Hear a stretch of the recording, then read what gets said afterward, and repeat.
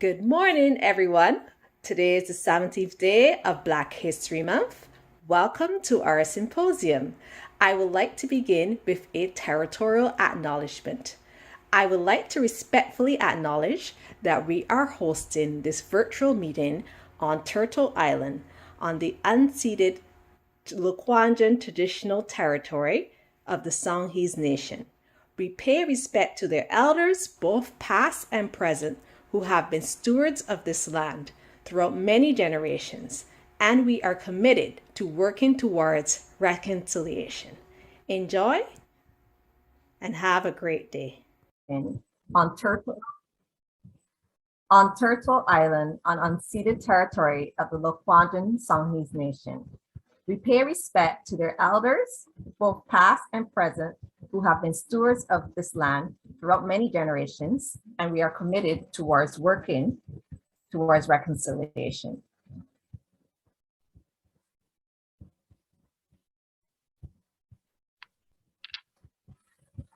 Hello, everybody. My name is Asitu Boare, and I would now like to read the statement of truth. Decades of people of African descent, speaking truth to the Black settlers' experience. Our significant presence and contribution on this land predate the country of Canada by over 150 years. Indeed, up until 1961, over half of all Black people in Canada were Indigenous to Canada. Indigenous settlers to Canada include your ancestors. Learn of that. Our sweat, skills, experiences, and contributions taken and used without consent and for free built and shaped early Canada. Learn of that. For example, Eleanor Collins, she has undoubtedly pushed and carved Canada into the powerful promise that it is today. Learn of that. People of African descent are resilient, brave, spiritual, and master builders who have been central to the campaign for equality and an equitable Canada. The new goal is African Canadian truth-telling starting today. Learn of this.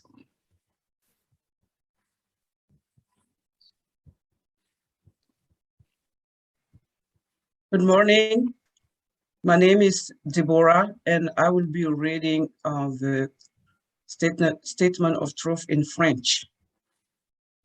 Notre présence au Canada et nos contributions importantes à notre patrie, précédant la formation du pays de plus de 150 ans, en fait, jusqu'en 1961, plus de la moitié des Noirs vivant au Canada y étaient nés. Les pionniers du Canada incluent nos ancêtres. Sachez-le. Pour bâtir le Canada et le façonner, on a profité de nous en utilisant notre labeur, nos compétences, notre expérience et notre apport sans nous rémunérer. Sachez-le. Par exemple, John Sullivan Dees a sans aucun doute collaboré au renforcement de la structure du Canada, très prometteur d'aujourd'hui. Sachez-le. Les personnes d'ascendance africaine qui sont résilientes, braves, spirituelles et constructives ont joué un rôle crucial dans la campagne prônant l'égalité et l'équité au Canada. Notre nouveau but? Raconter l'histoire véridique des Afro-Canadiens dès maintenant. Sachez-le. Merci. Hi, everyone. Thank you all so much for coming. We are honored to have you all in our midst today. I would want to quickly acknowledge that this symposium is brought to you by Samba Center and TD Bank, as well as the Women Foundation and City of Victoria, the province of BC. Without much ado, I would like to introduce Axe and also introduce Kusheri Imbusi. This has been a very long project, and Axe had the mandate to spearhead this project throughout the province. Axe Issamba Center was founded in October 2012. It is a Black-led, Black-serving nonprofit non-profit. It is an arts and cultural organization whose main mandate is to advance awareness and understanding of the richness and diversity of African culture and traditions through the promotion of a broad range of cultural, educational, and artistic activities and programs. We also aim to strengthen the Black community's resilience. In 2020, we opened Issamba Center, the only African descent on Vancouver Island. It is a hub for African, Caribbean origin and of African descent, and a gateway for engagement with Black communities. Isamba Center was founded by Madame Pusheri Mbusi, together with some family and friends. Pusheri Mbusi was born in Cameroon in 1968 into a polygamous home with 46 children. From a very young age, she took great care of her younger siblings, earning her nickname La Mater, meaning the mother, foreshadowing her future as Mama Africa in Victoria. She immigrated to Quebec in 1992 and studied community and event planning. During this time, there was little awareness and celebration of African cultures in Quebec. La Mater filled this void with activities such as La Calabasse, Dumad, which brought, pardon my French, which brought members of the African diaspora and Quebecois together to discover and share African cuisine. When Pusheri moved to Victoria in 2010, she immediately devoted herself to fostering an environment that celebrated African art, dance, and culture. From La Mater in Cameroon, she became Mama Africa in Victoria. Many new African immigrants to Victoria, Nanaimo, and even Vancouver come to her for support. I would like to welcome Pusheri to share with us a few words before we start this event. Thank you. Oh, hi everyone. Thank you for. If you know me, I'm not. I don't like being in the spotlight. So I'm just gonna be short and like usual. So just gonna thank Mayor Herbs and other officials who are here to have taken the time to join us. And yes, this project has been a long journey, 10 months of trying to reach out of over 3,000 different cultures to have the voices, their voice in one and the report. So it was challenging, and I'm just like, I know like I had a speech to read, but I can't read the speech. And so challenging, very challenging. And I just want to take the chance to thank my team, the people that were with me from the beginning until now. So, and I'm gonna thank all the advisors. You're gonna read the name later. So all the advisors, they took time, and it's happened like someday they received like 5 to 10 emails from me. I know like they were like saying like, oh, this lady again with a broken English. Sometimes I was like, Adelaide, can you help me here? So yeah, so I'm just gonna leave you enjoy the presentation. And I just wanna say, I don't think something happened in the security, so we don't have access to Facebook. I don't know what happened. So the symposium is gonna be recorded, and then we're gonna share it after. So thank you. Thank you so much for sharing.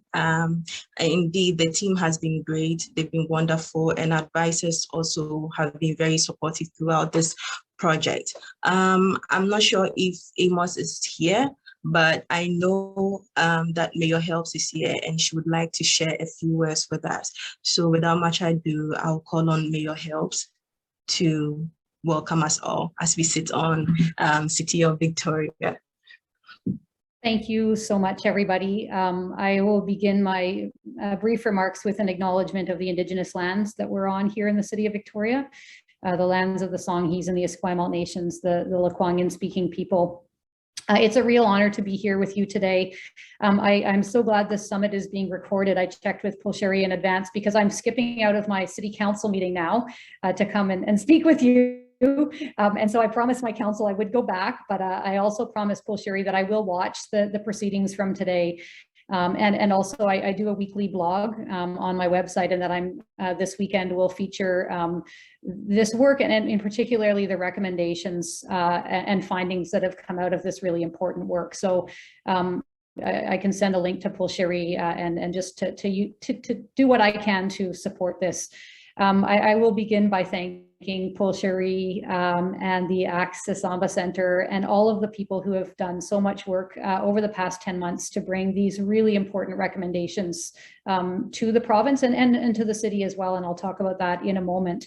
And also want to thank the BC government for funding this work. I think it's good when governments fund work, because then when you bring recommendations, they've essentially funded the making of those recommendations, and will hopefully take those recommendations and turn them into action. I'd also like to bring greetings from City Council and also from the International Decade of People of African Descent Task Force at the City. I have the honor of sitting as part of that task force with my colleague, Councillor Dubois, and it's underway now, and we'll be making recommendations and changes in the city over the next 3 years. It's got a 3-year mandate, so I wanted to acknowledge their work and share their voices of welcome and of appreciation here. The report that is being presented today, and I had a bit of a sneak peek at some of the recommendations, shows leadership and courage and clarity. And all of those things are really, really important for making change. The recommendations are clear, they're action-oriented, they're thoughtful, and most importantly, they come from the lived experience of people of African descent across British Columbia. Those voices are heard and felt and seen in the recommendations. The recommendations in the report really document the history and current state of racism against people of African descent, and systemic racism against people of African descent. Systemic racism in policing, systemic racism in local and provincial governments, systemic racism in the health and education systems. And I think naming systemic racism, acknowledging it, is the first step in actually starting to dismantle it. And if all of the recommendations in this report are implemented, I think we'll go a long way as the province, and with the support here in the city, of dismantling systemic racism. And it is way beyond time to do that.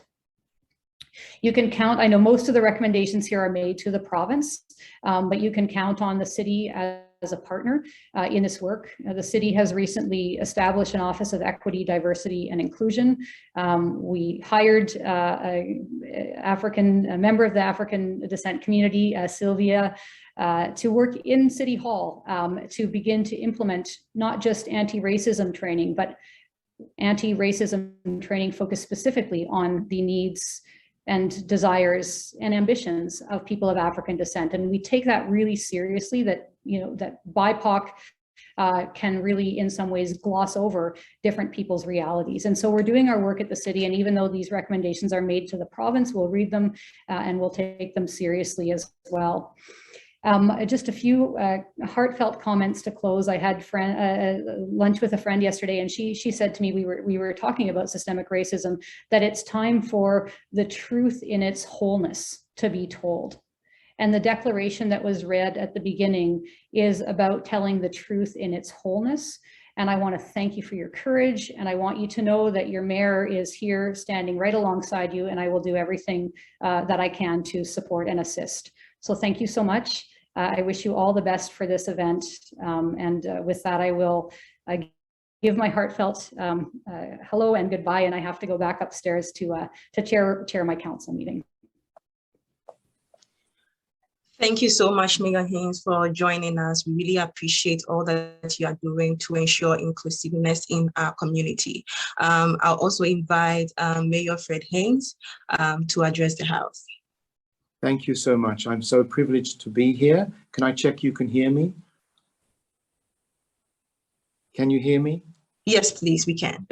Thank you. So as Mayor Helps has described, you have the support of your municipalities, and I stand beside Mayor Helps in everything that she has said, so I won't repeat it. I'll take us into a slightly different journey, which is to look at the amazing members of the people of African descent who have helped shape Saanich from 2080-58. So let me just go into my prepared material for you. Thank you so much for having me. I'm delighted to attend the symposium and Convener project that you've launched today. You've done amazing work to get it where it is today, and I'm glad to be here to support it. Even though we're in a limbo of a virtual gathering, I feel we are connecting importantly through this forum.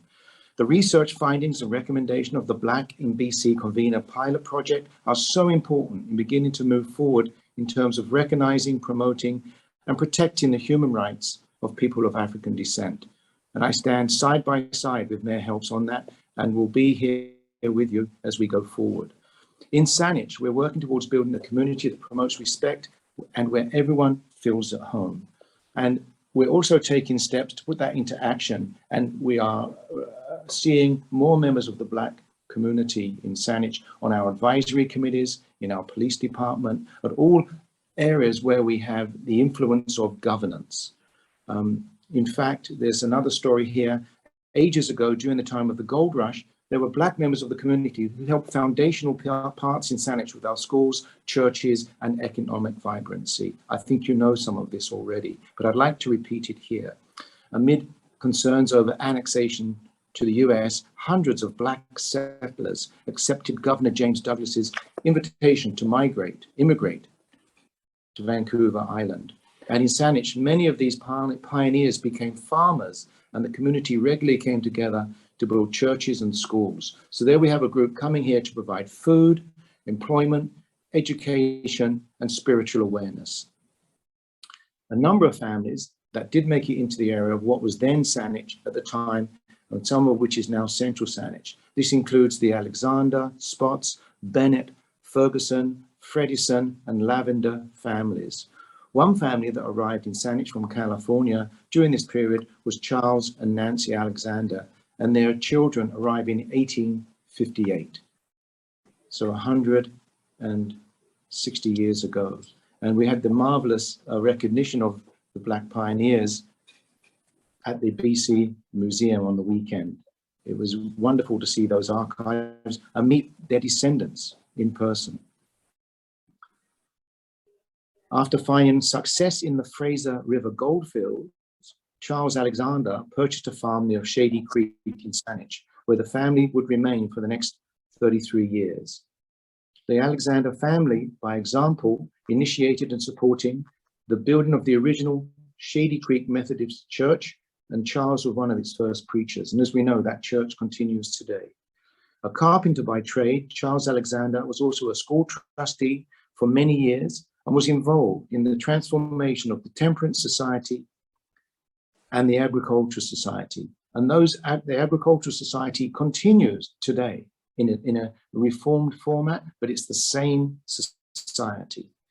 The family later moved to the Swan Lake area, which is I can see out of my office, and many Alexander descendants still reside on Vancouver Island today, and many of them are taking leadership roles in environmental stewardship, spiritual stewardship, and education. Fielding Spots came to the area in 1858, again 160 years ago. He was a cooper in California and purchased 100 acres in Saanich to live with his family. He served as a school trustee at the Royal Oak School, where my own children went to recently in the early 1870s, as well as its predecessor school, where he was also a trustee. He helped to charter 5 different churches within Saanich, including the Shady Creek Methodist Church with Charles Alexander.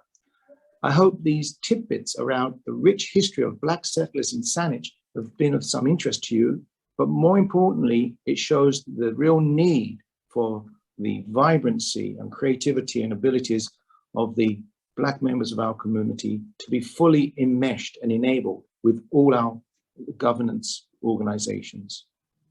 I'm always curious to learn more about the early days of Saanich and its community members, and I'm enjoying the Black History Month for that. I'd like to thank you for inviting me to celebrate the release of this important work and its goals.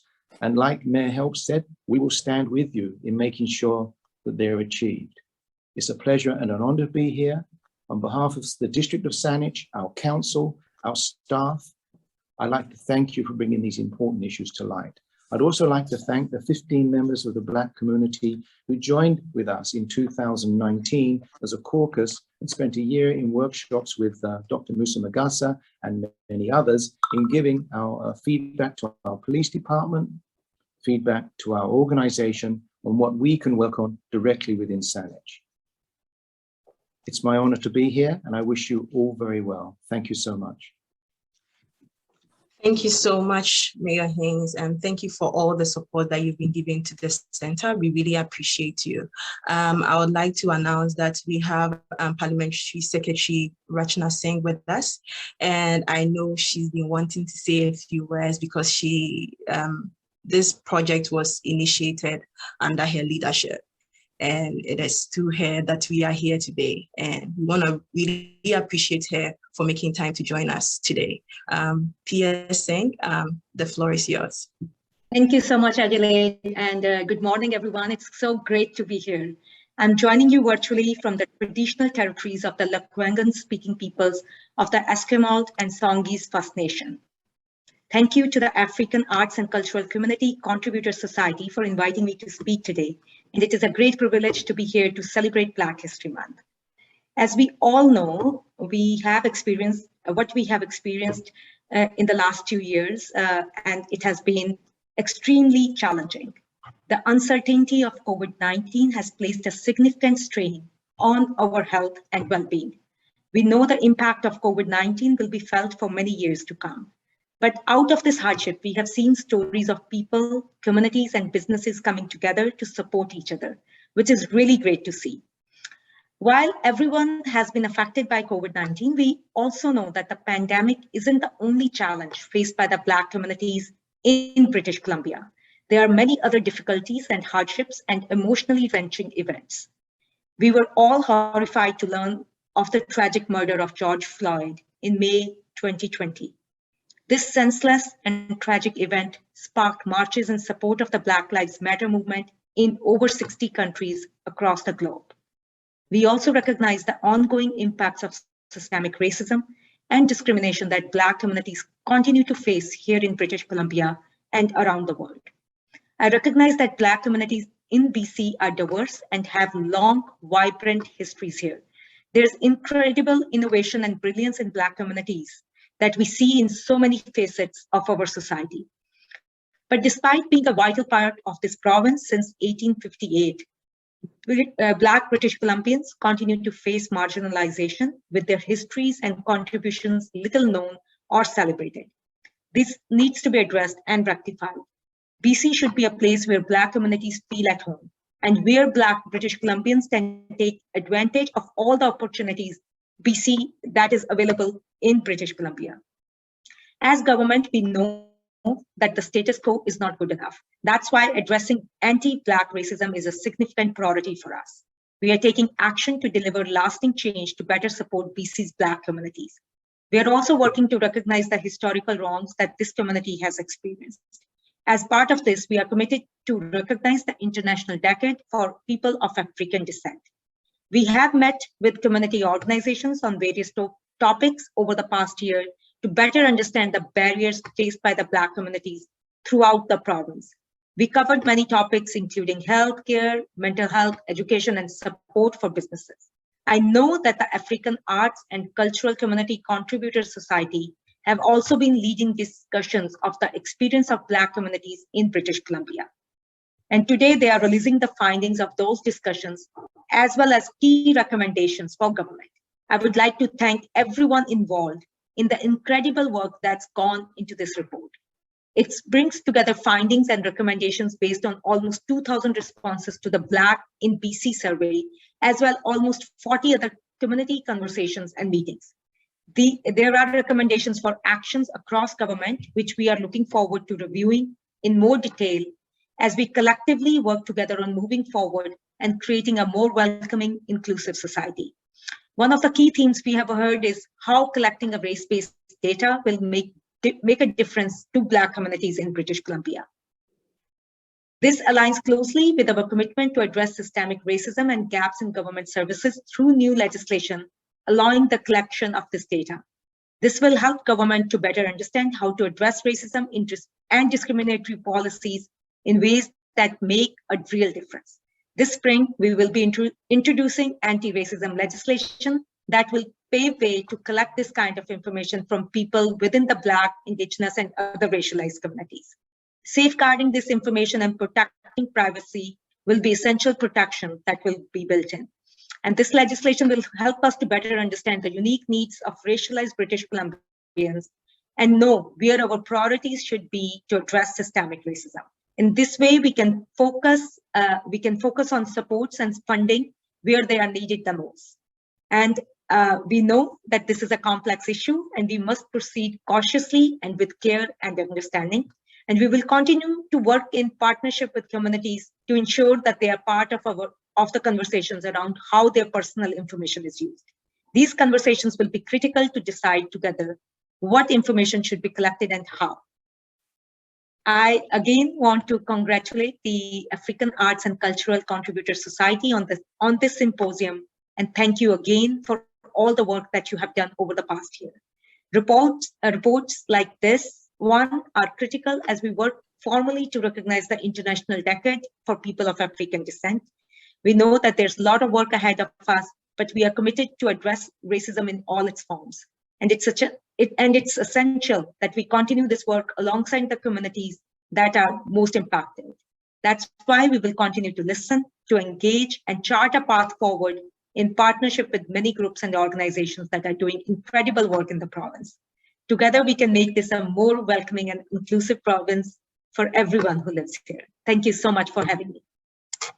Thank you so much, PS Singh, for joining us. And we are grateful that you and your team are working together to ensure that you are committed to making sure that this province is welcoming to all people, not just Black people. Yeah.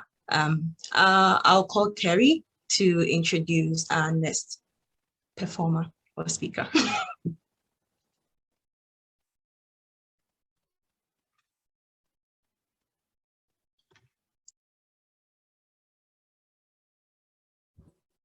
Forgot to unmute. Good morning again. I would like to introduce Jameson Schultz Francis, who is here today from the Resilience BC Hub. The Resilience BC Anti-Racism Network offers a multifaceted province-wide approach with a greater focus and leadership in identifying and challenging racism. The network is a collection of over 30 organizations who are working in communities across the province to create a society free from racism and hate. Jameson is here to talk about the work that they're doing. So I'll hand over to Jameson. Thanks, Carrie. Thank you. Hello, everyone. My name is Jameson. I use he, him pronouns, and I am a settler of color born on the traditional unceded territories of the Wasanic First Nations and the Lekwungen-speaking peoples. A little bit about my ancestry. My dad is from Southern India in Bangalore, and my mom is from Germany. And I'm honored to be here today during this Black History Month symposium, joining all of you to share a little bit about how the Resilience BC Anti-Racism Network is aiming to not only build better supports for victims of racism and hate, but also create a more equitable and just society. If it's all right for folks, I'm going to share my screen very quickly. Is it possible for the host to enable participant screen sharing? Thank you.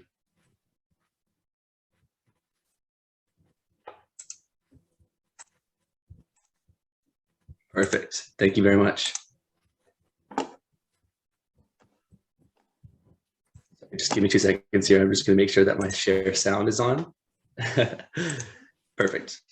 There we are. Thank you very much for your patience. So I am currently on the territories of the Lekwungen-speaking peoples and the Wasanic First Nations in what is colonially known as Victoria. The territories I stand on now and have settled on for most of my life belong to the Sartlip, Secum, and Sayout First Nations. I would like to acknowledge that the network operates on the traditional territories of more than 200 First Nations across what is colonially known as British Columbia. I share this acknowledging that a verbal territorial acknowledgement is insufficient to what acknowledgement really means. So, which is being accountable to our actions and words, and centering Indigenous voices and perspectives in all that we do. So there's a video that's on this next slide here, and it's a part of many lessons that were used as a part of bystander trainings that were launched in October. We know that the reality of racism and hate in our society is that the change needs to happen at the structural, institutional, and systemic levels. However, these trainings and these videos really aim to address some of the actions and behaviors that we can practice as individuals to be anti-racist. Self-reflection on how we interpersonally perpetuate racism is a stepping stone to addressing institutional and structural racism.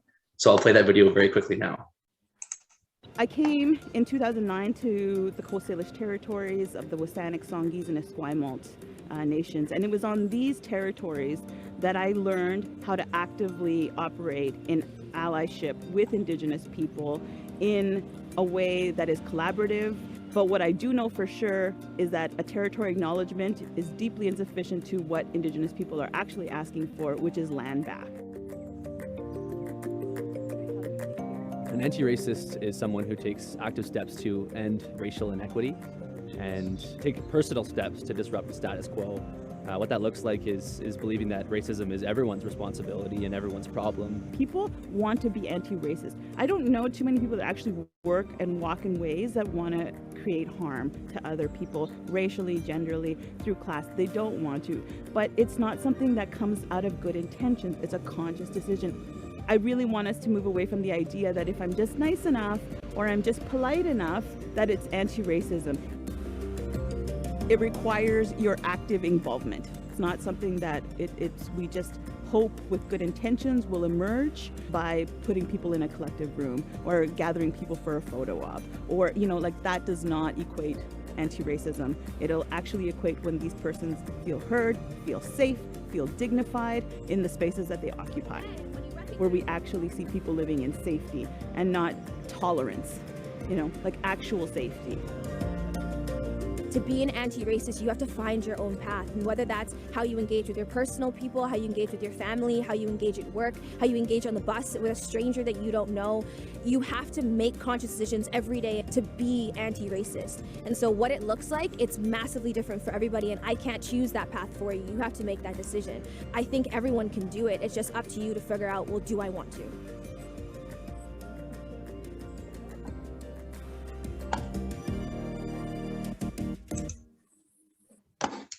Thanks for watching that video, everyone. I'll move on now to our strategic plan, which was a process that was led by Natasha Tony from Elevate Consulting here on the Lekwungen territory. And the process involved folks like Dr. Musa Magasa, who was mentioned earlier, Jeffrey Rankin from BCAAF. And this was a community-led process that led to the creation of this network and its priorities. So just to share a little bit about our network itself, the network is made up of 34 organizations located across these lands who are doing anti-racism work in their communities. The network is also made up of 3 community conveners, and I want to acknowledge Pulcherie and Adelaide and the team at Isamba Center, who are the Black and BC community convener and who are putting on this tremendous event today. So I want to say thank you and acknowledge you, and acknowledge as well the presence of one of the other community conveners, Foundation for a Path Forward. Yusuf, I see you here. Good to see you. And Hua Foundation, who is the Asian community convener as a part of the network. So the network members can be divided into kind of 4 geographical areas: the north, the lower mainland, the island and coast, and interior. As you can see here on the screen, the hub is where I'm a part of, is what I'm a part of. And what we do is really coordinate the work done by all the network members. We share resources, host trainings with them and for their community. We have monthly meetings and have guest speakers join our monthly meetings on anti-racism. And we also have debrief sessions with a clinical counselor. So folks who, it's kind of divided into 2 different groups, IBPOC group and a white group, for folks to talk about racism and the emotional impact and like mental health around it. So that's really digging into discussion with each other. So this right here is an example of the education campaign that was launched by the province to promote discussion about racism and hate This is one of the 9 posters created by BIPOC artists. You can find more about this campaign on antiracist.gov.bc.ca, but I'm a huge fan of this project personally. All 9 posters were created by, like I said, young BIPOC artists. And the message with each one of them is a great way to kind of begin some dialogue around anti-racism and what it looks like. So I will put the link in the chat there for folks in a second here. But just a little bit about the network members' activities and what the Resilience BC network members do. They have a local community network, which is made up of school board, library representatives, local government, community associations, and the police, if folks feel comfortable or safe with that. Activities depend on the community. So some have discussion groups, others conduct community trainings.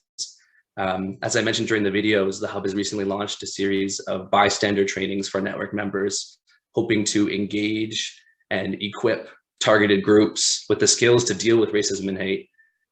This is all part of raising awareness and normalizing discussion about a topic that for many of us is difficult and uncomfortable, as we know. And one other tool for talking about it is a community response protocol. So these are developed by local community networks and provide information on what to do if an incident of racism or hate takes place in a community. Who can you call?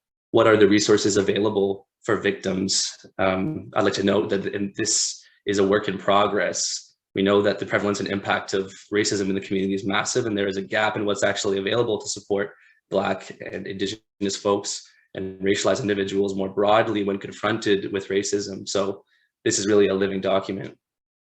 So as I close up here, I just want to share a little bit about what's available for folks attending this wonderful symposium. Recently, Resilience BC, we just launched a website that was translated into 13 different languages, which is key in making what we offer culturally appropriate and accessible. There's also an interactive map where you can find the Resilience BC network member that is closest to you.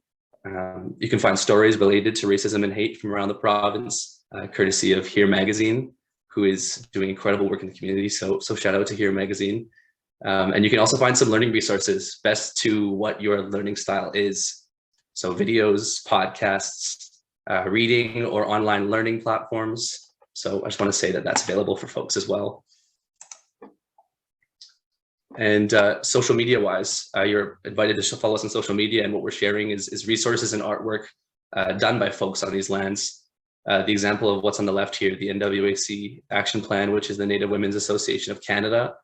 This is an action plan to end the attack against Indigenous women and girls and gender diverse people, and is really based in the principles of nothing for us without us, which is of utmost importance when it comes to upholding Indigenous sovereignty. And on the right, there is a Northwest Coast Salish artist, Andy Everson, who is doing incredible work to share his ancestral knowledge and wisdom as a part of the Comox First Nation. And like I said about the Resilience BC mini videos, you're welcome to share those. I'll put the link in the chat as well. But I just want to say thank you so much for holding space for me to share during the symposium. I'm truly honored to be a part of the sharing of months and months of hard work. So I just want to say thank you for allowing me to be here and hold space. And I want to say thank you for hosting this wonderful symposium. And I can pass it back over to you, Carrie, or you, Adelaide, whoever wants to take it. Thank you so much for sharing, Jameson. And now I would like to go ahead and introduce Yusuf Siraj. Yusuf Siraj is the co-founder of Foundation for a Path Forward, the Faith Community Convener for Resilience BC. Yusuf is a former executive with the BC Muslim Association and co-founder of the Muslim Care Center. He is a social technology entrepreneur working on innovative Canadian solutions to shared social challenges. And thank you so much for joining us today, Yusuf. And you may have the floor. Assalamu alaikum. Peace be with everyone. Thank you so much for that warm introduction. It was very inspiring to hear from my colleagues on the call so far. I'd like to start by acknowledging with real thought behind it, the territories that I'm currently on. I'm currently visiting my wife in Toronto, so usually I would be calling in from the Musqueam, Squamish, and Tsleil-Waututh First Nations, but today I'm honored to be on the land of the Mississauga of the Credits, the Anishinaabe and the Chippewa here in Ontario, which is colloquially Toronto City. I also want to highlight the amazing work that I've seen gone into this project, as well as for this particular symposium and the passion behind it. I'd like to thank my colleagues at the Black Community Convener as well for bringing this to fruition. It was through your hard work and dedication that we're all here today. I know from personal experience that these things don't come out of nowhere. It takes a lot of determination and grit. Pulcherry, it's an amazing project that you've brought together. I'd also like to acknowledge yourself, Deborah, Asitu, Carrie, Adelaide as well, for the kind of care that you brought into this. This last week, I've been thinking a lot about the concept of bringing love into the work that we do. It's very difficult maybe at starting points to think about how we can imbue those deep emotions of positivity into dealing with such challenging themes, such as racism, such as systemic discrimination, hate, misinformation, disinformation, and both individual and societal challenges towards our identifiable communities. But one thing that came to mind, and I do tie this in with the land acknowledgements that we do, is that if we don't have a experience or a feeling of love towards the people that we are working with, the people that we are in essence here to support both current and future generations, as well as honoring our ancestors and those who came behind, then I feel that we're lacking a certain sense of ourselves. We're lacking a certain passion and ability to create new experiences for our communities. As many of our colleagues have mentioned, including MLA Rachna Singh, that this is really part of what we're trying to do, is to have a data-based, evidence-based approach for a new world in Canada, where a lot of the systemic challenges that were created by men are changed over time by women and men. And we are grateful for the opportunity to be a part of that. In light of that thought, I would like to take a moment and encourage everyone on the call to just give 1 second of thought to how they can themselves imbue the passion of love for their fellow humans and their fellow societies into the work that they're doing. It might seem like an odd thing to ask, but I found it to be a very powerful centering tool to really have a heart-mind coherence about these things. So I'd like to encourage everyone to just perhaps humor me a bit and take a moment to think about that idea.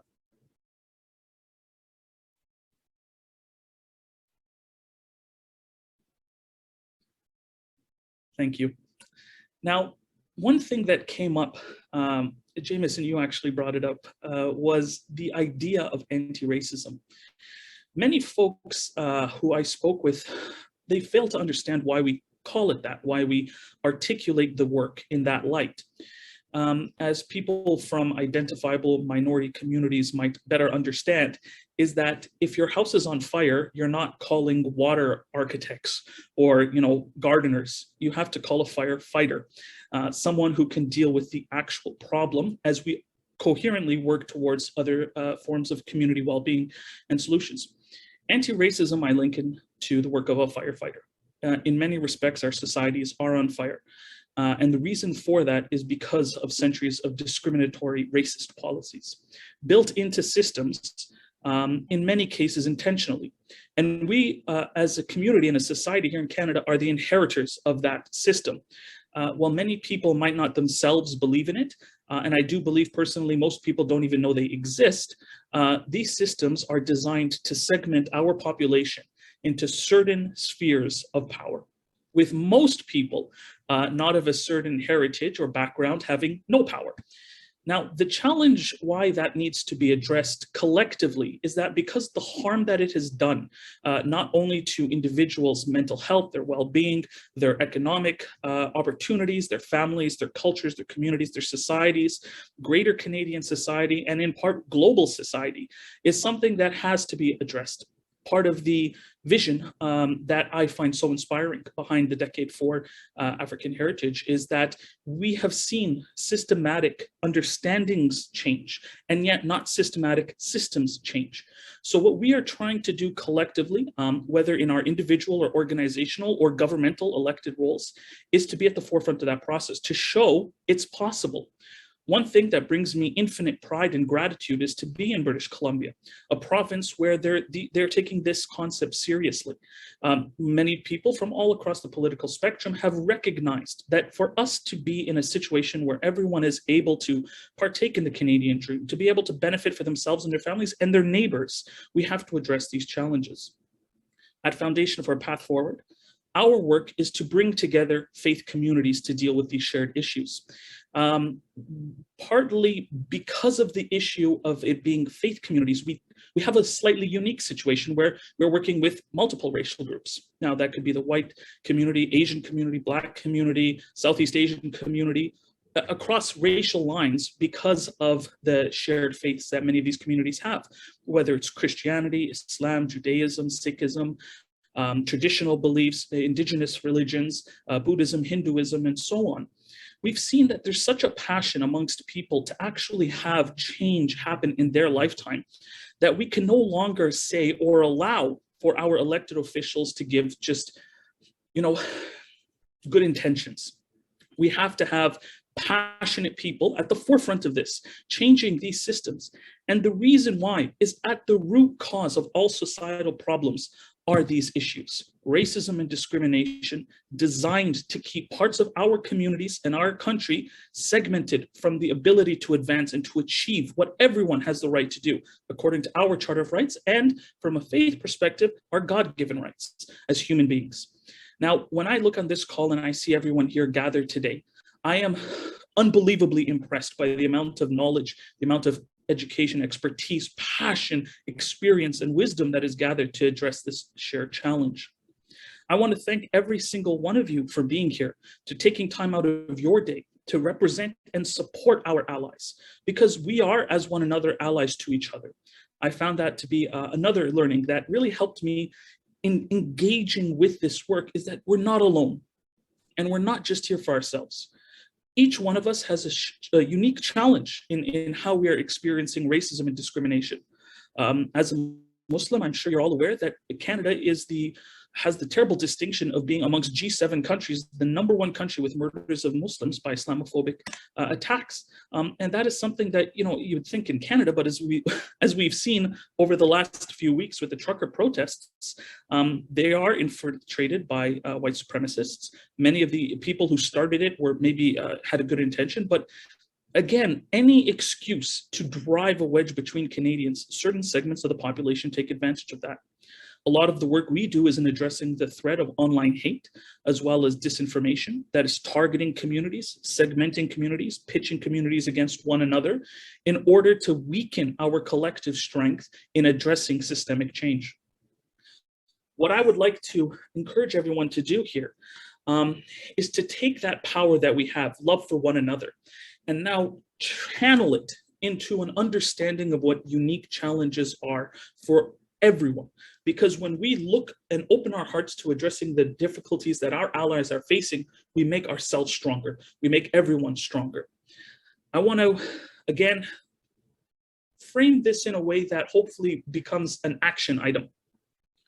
Much of the discrimination and hate that we've seen built by systemic institutions over centuries has been amplified and accelerated by the systems of technology that we have in our time.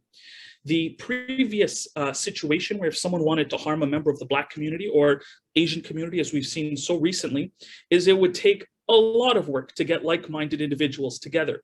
One of our colleagues, Tony McAleer, is a former neo-Nazi who told us that in the 1980s, when he was active with organizations in British Columbia, the amount of work it took to get 8 people into a room to hate on some other people together was astronomical. Whereas now you can send out one tweet and reach 8 million hearts and minds. That issue has to be addressed. This is where we are seeing the active hatred and discrimination against people today being spread. it's online. Many solutions are being worked on. We ourselves are working on the Hate Shield program to help communities to report these incidents, as well as provide them with resources. There's work being done by the Center for Humane Technology out of America, which is on the cutting edge of understanding this issue, as well as providing consultation for governments and how to think about this from both a technological and a social perspective. This work is utterly important. This is where youth are spending over 80% of their time online, whether it's TikTok, Facebook, YouTube. Well, maybe youth and Facebook don't go hand in hand, but Instagram and other social media organizations. This is where the minds are being affected by these viruses of hate and discrimination. I myself will share something with you. I recently came from a conference in Mexico, and the reality of Mexico City, is completely different than the mental image many of us have. It's a very advanced, safe, wonderful country. Like, I highly encourage everyone. I'm sure none of you need any kind of encouragement to go on a vacation to Mexico, but I still encourage it for anyone who hasn't been there, just to see how our perception of something can be warped or changed by a video, a movie, or a theme. For the same thing for Muslim communities, the same thing for many Jewish communities who are facing anti-Semitism, and of course for the Black community, who have always been stereotyped by media and by public consciousness, especially in countries with a colonial past. With these thoughts, I also want to, again, circle back to that concept of love. I appreciate everyone being on this call, and I appreciate the opportunity, and I'm humbled by the opportunity to be able to share our thoughts and perspectives, as well as our best wishes for this symposium and the amazing work that you have done. Thank you so much. We have been extremely honored to be a part of this and invited for the event today. As we say, Assalamu alaikum, peace be with you. Thank you so much for these kind words, and we appreciate the work that you are doing to bring together people of different faiths and to ensure that there is peace amongst us and, kick racism to the curb. Without much ado, I would want to invite Dr. Smith Odromafo. Dr. Smith is a personal friend, and I remember when we started this project, Sherry asked me to get a researcher for the project, and I contacted him. Little did we know that he will become the project manager and also our lead author. Dr. Smith Odromafo is from Ghana. He holds a PhD in political science from the University of Victoria. Dr. Odromafo has contributed to the advancement of the Black community in BC by serving as the president and advisor of the African and Caribbean Student Association at the University of Victoria. He is also the manager of the Black in BC Convener project and an advisory committee member of the AVA BC's Anti-Racism and Hate Response Training project. Thank you, Dr. Smith, for being with us today. Welcome, Adelaide, and thanks for having me. Can I share my screen? Just a moment. By the way, welcome everybody, and thanks for joining us today. Today is a great day for us. This has been months and months of work, and thanks for all the love, all the support that you've provided so far. Thank you.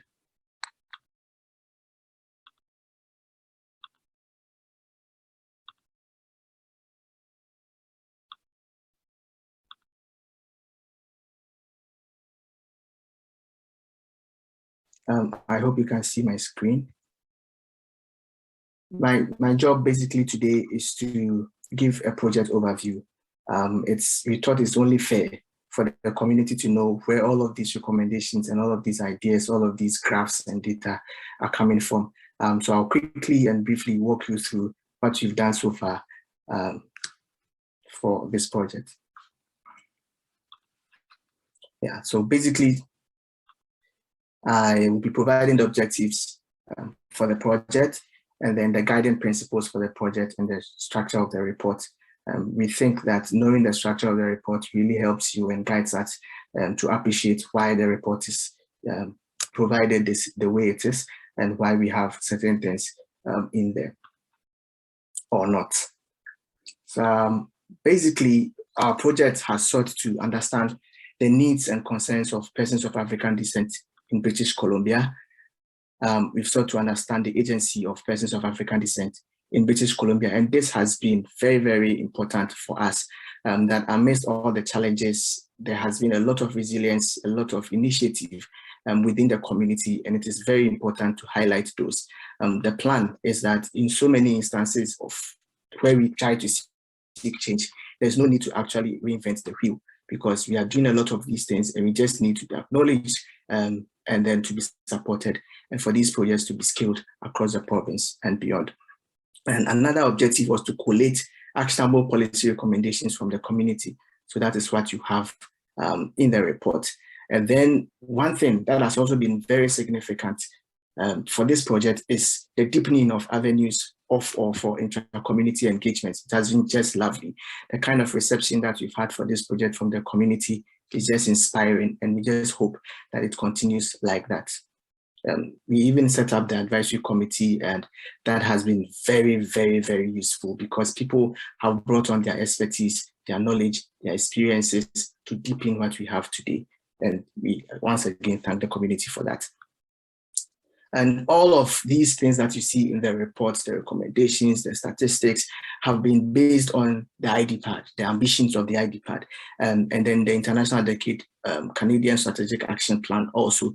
And the report has been structured in such a way that we have 8 themes. We broke it down and ended up with about 11 of them, but that is how we framed our recommendations based on these 8 thematic areas. In terms of guiding principles, the key one, the first one, has been partnership. In Ghana, my people say that the broomstick easily breaks, but the broom does not. This speaks to unity in numbers. So right from the beginning, our goal was to ensure that this project was born out of partnership and operationalized in a way that partners were brought on board. That was the only way for us to have a stronger project, and that we did. So here you see what I'm talking about in terms of partners. A key partner, for instance, and for me, probably the most important partner, is the persons of African descent community in British Columbia. And as I keep saying, I can't say it enough. They've been wonderful, they've been splendid in terms of the ideas that they've given us, the support that they've given us. And then here is us.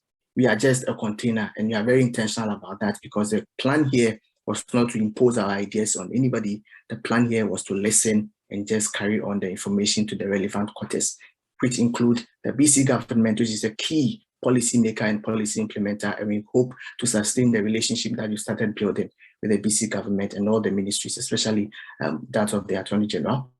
And then Resilience BC spokes, and then Resilience BC Hub. They are our friends, they are our allies, and we'll keep fighting together for the greater good of members of our community. And then other significant partners from the Black community are all of these people mentioned here and organizations mentioned here. They've spent so much of their time. They took nothing from us. They were always on call, ready to advise us, ready to give us suggestions. And we truly, truly, truly appreciate them. And we know that with them behind ACTS and with them behind Resilience BC, with them behind this report, the next phase is just going to be fantastic, and it's just going to be brilliant. These are fantastic minds, very committed to equity, equality, anti-discrimination, and we love them for who they are. And then another key partnership that we built was to build partnership with the Black academic community in British Columbia. And we had Dr. Jifado Dunu from the University of Victoria, Dr. Handel Wright from the University of British Columbia. And these two people are just wonderful. Because for us, we thought we are just bringing them on board as academic reviewers, but they did way more than that. They ended up practically as advisors, and for some of us also mentors of a sort. And they kept supporting our projects. They kept coming for projects that you would think, oh, today is not for the reviewers, but then they will still be there. And we also love them for what they've done. We truly appreciate their efforts. Yeah, so that is the kind of partnership that we built, and we are happy that that principle we stuck. We could stick to that principle. The next principle is participatory. We also ensured that as many voices as possible could partake in this event, because one of the things that is easy to do is for us to sit in our homes and just come up with recommendations, just come up with suggestions, or probably just visit a few subject matter experts and go like, what do you think about racism and healthcare, and then just report those. But we felt that is not enough. And that it was very critical that this time around, we opened up the space for a lot more voices, a lot more people to talk, a lot more people to give us their experiences and share their ideas with us. That was a key principle. My people have a proverb. They say that one head cannot hold a meeting. You can't call it a meeting if it is just yourself. And indeed, our voices matter. Everybody's voice matters. And this is evidence of how participatory this project eventually became.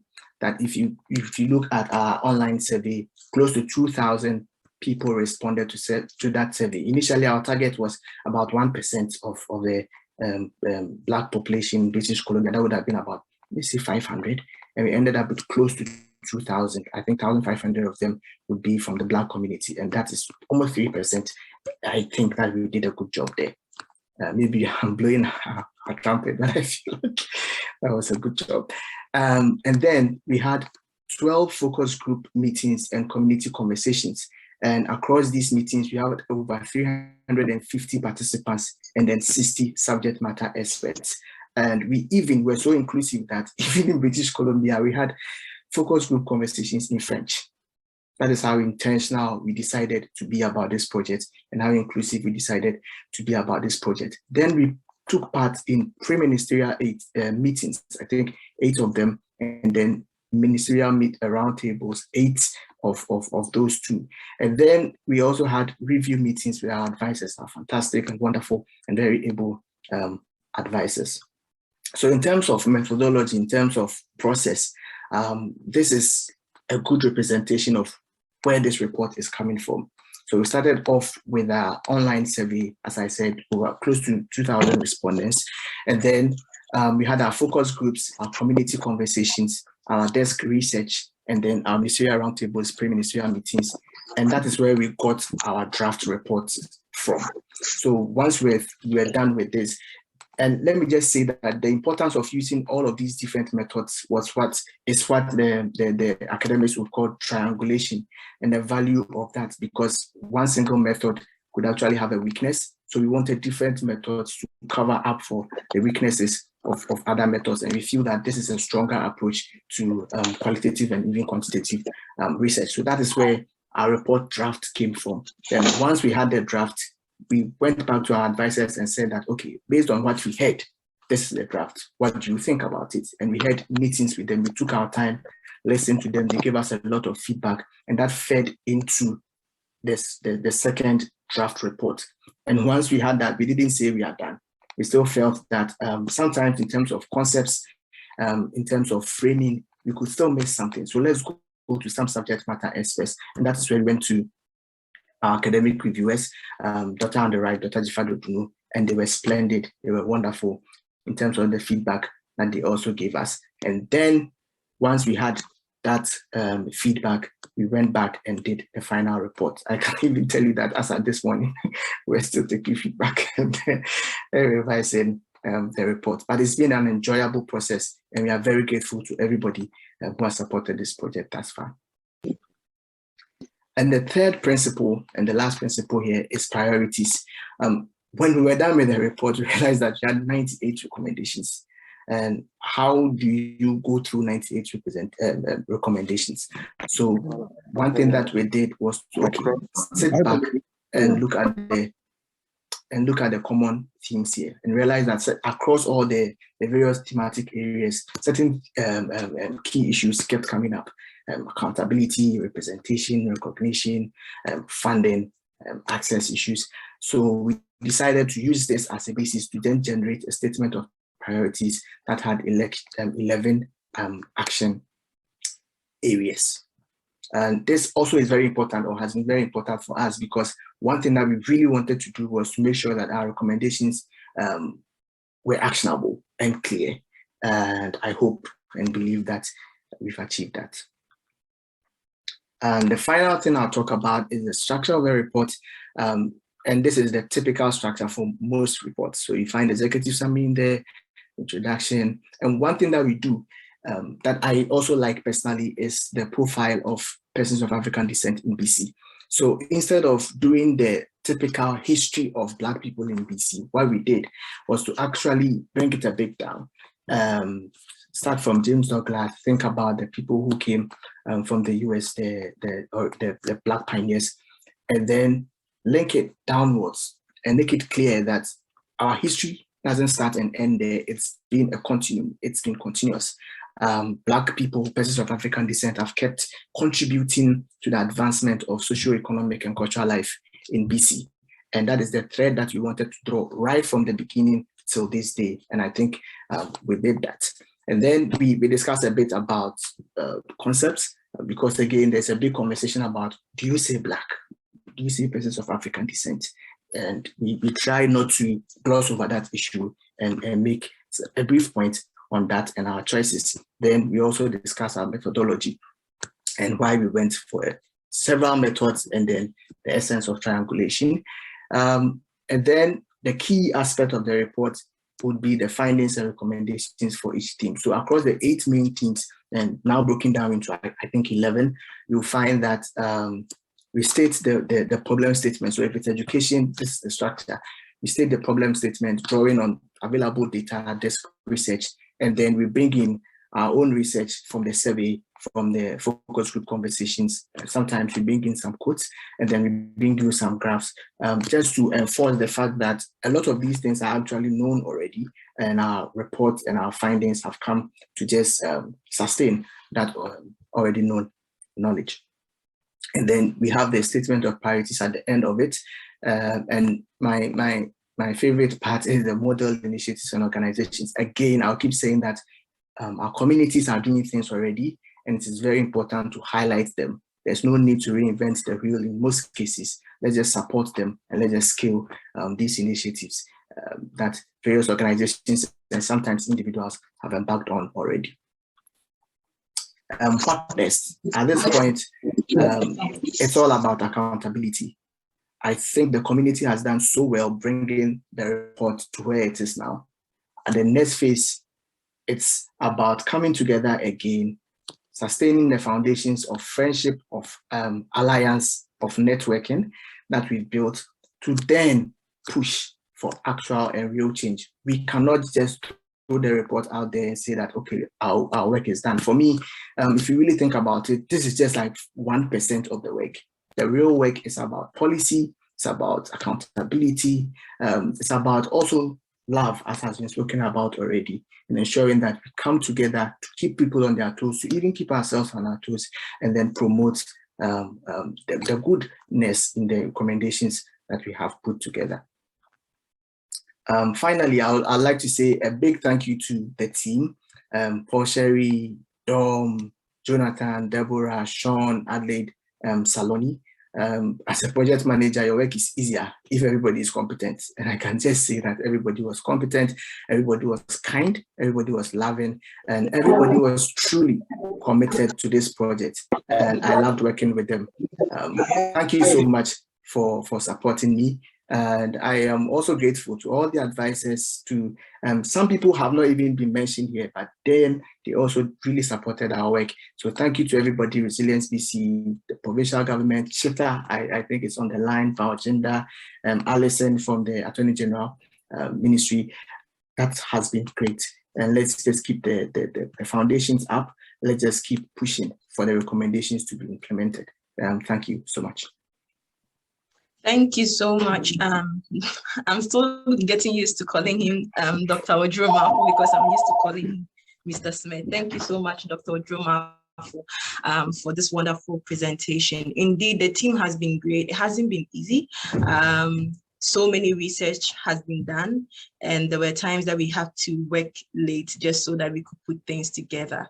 And so we are grateful that we have received this much support from all the community, and we are all joining us today to celebrate this milestone. Without much ado, I want to say that we have our chairperson for today's event.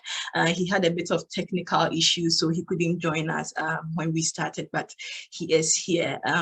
Elder Amos Kambere is originally from Uganda. He moved to Canada in 1992 with his family. In 2002, Amos, together with his wife Edith founded Umoja Operation Compassion Society of BC to support parents and youth coming from war-torn African countries. Amos was one of the founders of Focus on Africa series at SFU. He also served as a program advisor at SFU Institute of Diaspora Engagement from 2011 to 2015. Amos, together with his team at Umoja, have served on this project as advisors, specifically on the subject matter, migration and inclusion. Elder Amos, thank you so much for not giving up with all the technical issues that you had. If you would like to share a few words with us before we proceed, the floor is yours. Thank you. Thank you, Adelaide, and I'm so happy that you kept the meeting going. I had complications with the logging in, and thanks to technology, sometimes it fails us, but I think you have a good technical team. Sean was able to ensure that I got connected. I had opening remarks that I should have read at the beginning of the meeting, but now they are stale. I don't have to read them. And I think I'll be saying a few more words when we do the conclusion, but I think without wasting so much time, Adelaide has done a fantastic job. Let's continue with the next speaker. This is the Deborah Vance to talk to us. And also later in the program, I'll be introducing the Honorable Minister, the Federal Minister of Housing and Minister Hussein. So at that point, I will say more a few words. So let's move on with the program. And I'm glad that we have about 44 people in attendance, which is great. And thank you so much, Rosheri and your team, for all the hard work you've done. Dr. Smith, I can call you Dr. Smith, Oduru, you've done a fantastic presentation. You've done a good job with the rest of the team. And of course, our advisors as well, the academic staff that you got from UBC and UVic. I think the reviewers will be giving us some brief remarks at the end. They are all doing a wonderful job for the community. So thank you, all of you, for putting this together. It has been long overdue, but here it is. It's now in the government's role to see if these recommendations are going to be adhered to. We want to thank them for funding us. We want to thank you for doing the research.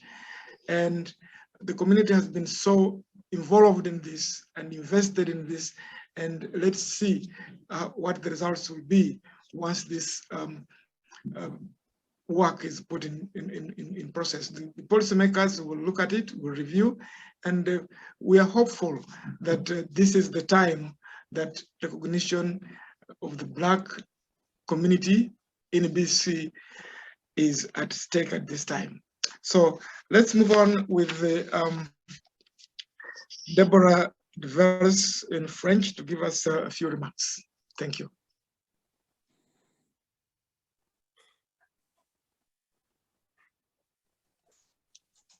Do we have Deborah?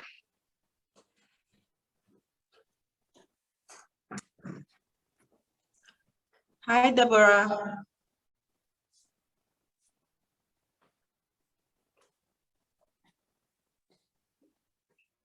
Okay, so if Deborah is not available, I cannot read Zal in French. So we will quickly go on a music break, and I believe Zal is ready to let us enjoy some music. So Zal, please take us through. We are ready for you. And we are doing very well with the time, so that's good. Yes.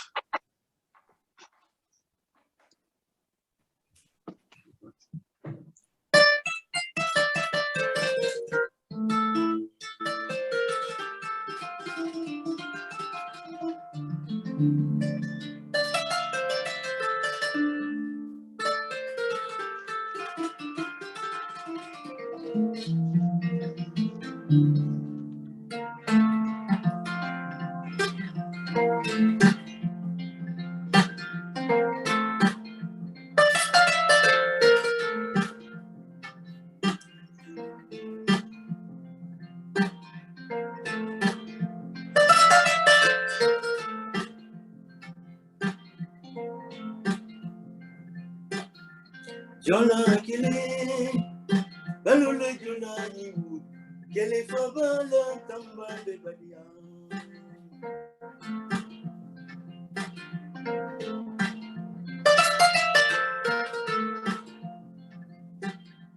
Jola kile, balule jola kile, kele fabala tamba bebadia.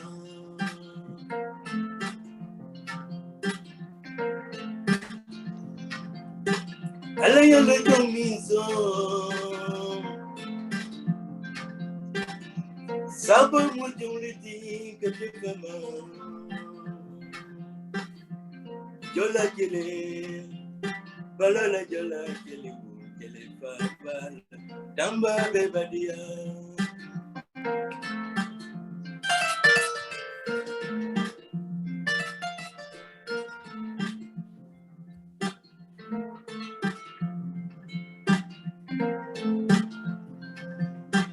Jola kile fa, balala jola kile fabala, tamba bebadia.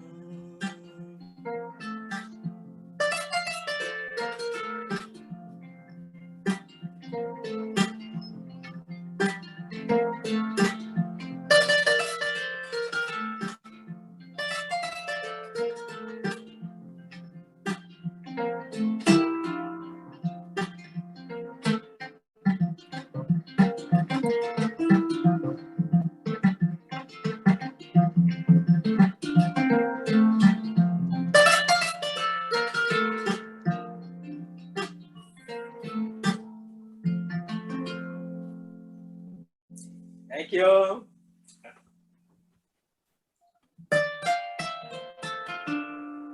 Thank you so much. Thank you. Yeah, we have more to go. Zal is not done yet. Yeah, we are enjoying the music. Okay.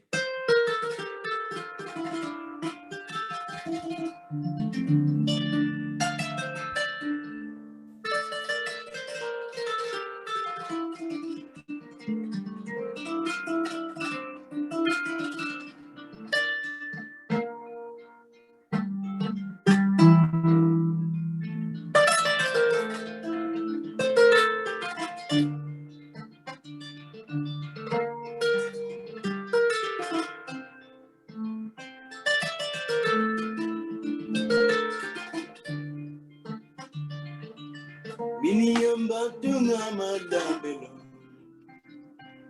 Saba miniyamba, Saba yakanabela, Saba miniyamba.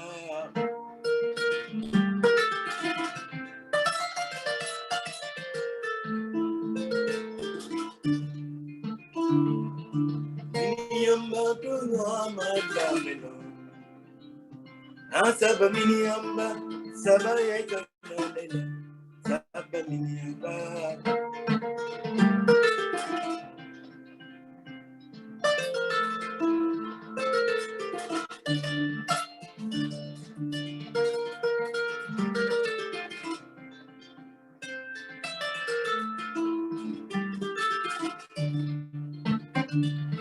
Miniyamba, Saba miniyamba, miniyamba, Saba miniyamba, miniyamba tunga madambelo, Saba miniyamba, Saba yakanabela, Saba miniyamba.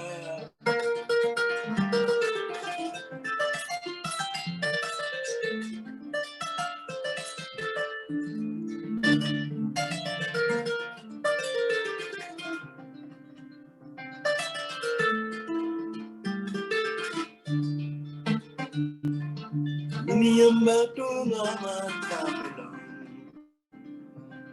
Saba miniyamba, Saba yakanabela, Saba miniyamba.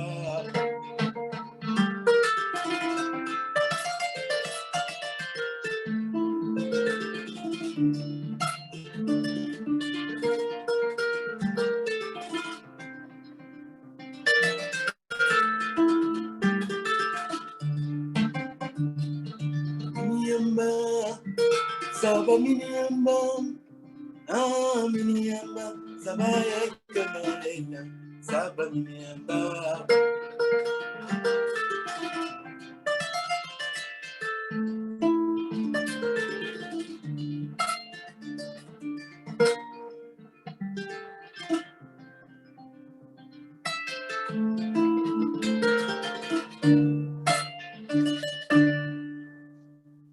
Merci beaucoup. Thank you.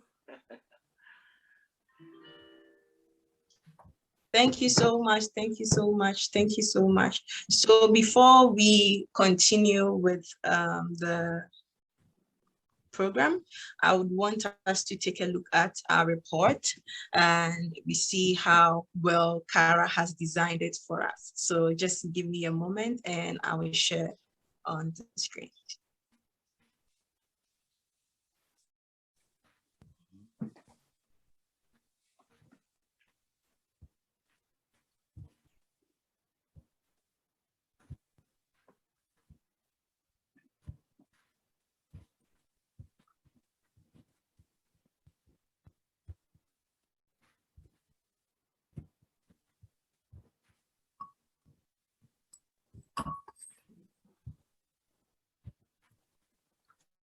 So this is how our report looks like. This is the front page of our report. It's not up yet. It's not up yet? Oh, Oh, there it is now. Oh, you can't see it yet? Okay, sure. Let me try again. Now it's up. Now it's up. Okay, sure. Yes.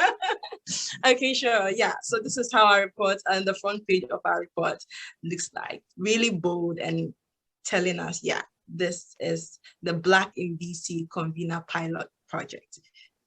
And we are gonna flip through a bit. We all take a look at it.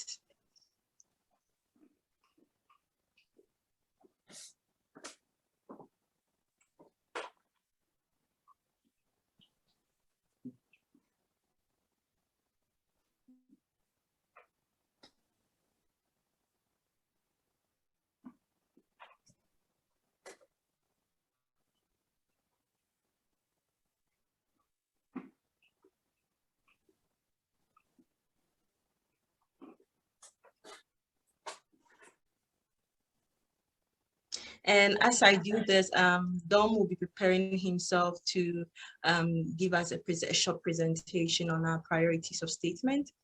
And after that, we will have our official address from Minister Ahmed Hussein.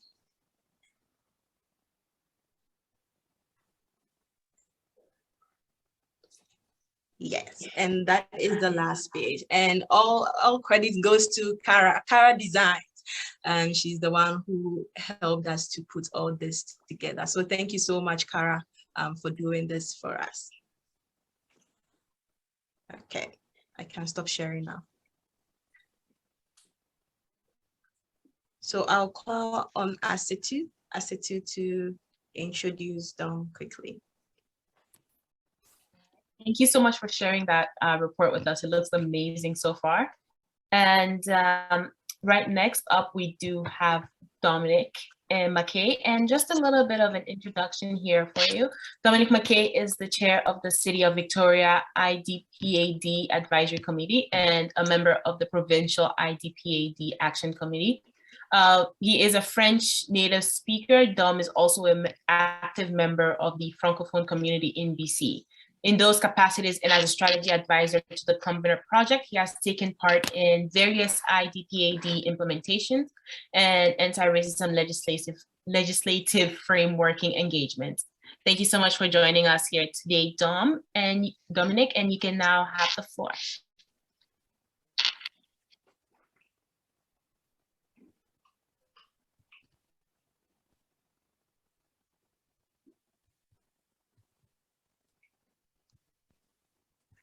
Dominic, are you here today?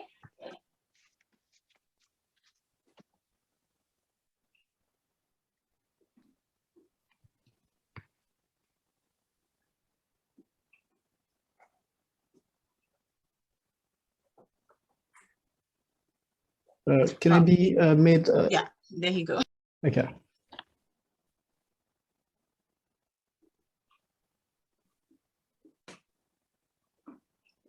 It still looks like I can't do it. No, Dom, yeah, I've made you a co-host. You can try again. Okay, excellent.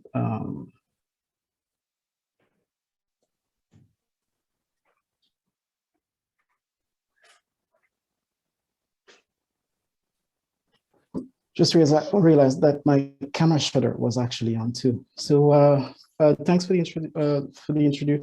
introduction, Astu. I'm going to quickly go through the statement of priorities. And just to give us some context on what's happening here, as we prepared the report, we also went ahead and summarized some of the findings into a separate document, and that will be a companion document to the report that we are calling the action plan. And that's really just in a nutshell summarizes all of the recommendations and priorities that we are putting forward through this work. There is also a further work, some further work was done to get us off the ground and basically provide some starting points to effectively implement the IDPAD in BC.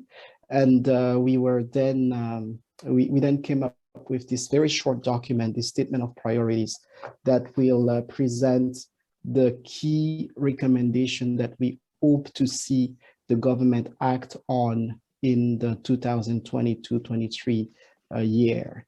And so we came as a community after the consultation and conversation, we came up to a total of about 3.7 million that will be requested to get things started. And the reasoning behind it is basically that we need to support out of the 10 priorities that were identified in the report and the 100 measures that were recommended. We looked with the community and our advisor at what should be the priority right now, and they recommended to touch on 4 of them. And essentially it will be deepening equity in service delivery to and from peoples of African descent through support of PAD-led models and community collaboration. Very worded, but in a nutshell, what that means is the community decided that as a priority, funding should be allocated to existing models. I think Dr. Odoro Marfo had mentioned it earlier. There are existing models. We've seen things that work within the community, and those models need to be supported in order for service delivery to improve for people of African descent all across BC. And for that, the ask is somewhere around 3.2 million. That's our conservative estimation, and it's only a number to get things off the ground. Whether that number needs to be revisited to go higher or go lower is a question for the future. The other priority is to strengthen and support professionalism and professional development within the people of African descent community. And that also involves building professional networks for people of African descent all across various industries. So, and that's at this point we are, the community is asking for around 480,000. The next breakdown of the funding for the 3.2 million that's being asked for the deepening service delivery will really address three key priorities and measures. It will be establishing 3 cultural centers. Those will serve as hub where the service providers within all the different areas could be housed, and they will be able to provide services from those 3 hubs. The logic between the 3 hubs is just BC is so vast that it will not be adequate to just limit it to a single cultural center, let's say on the Lower Mainland.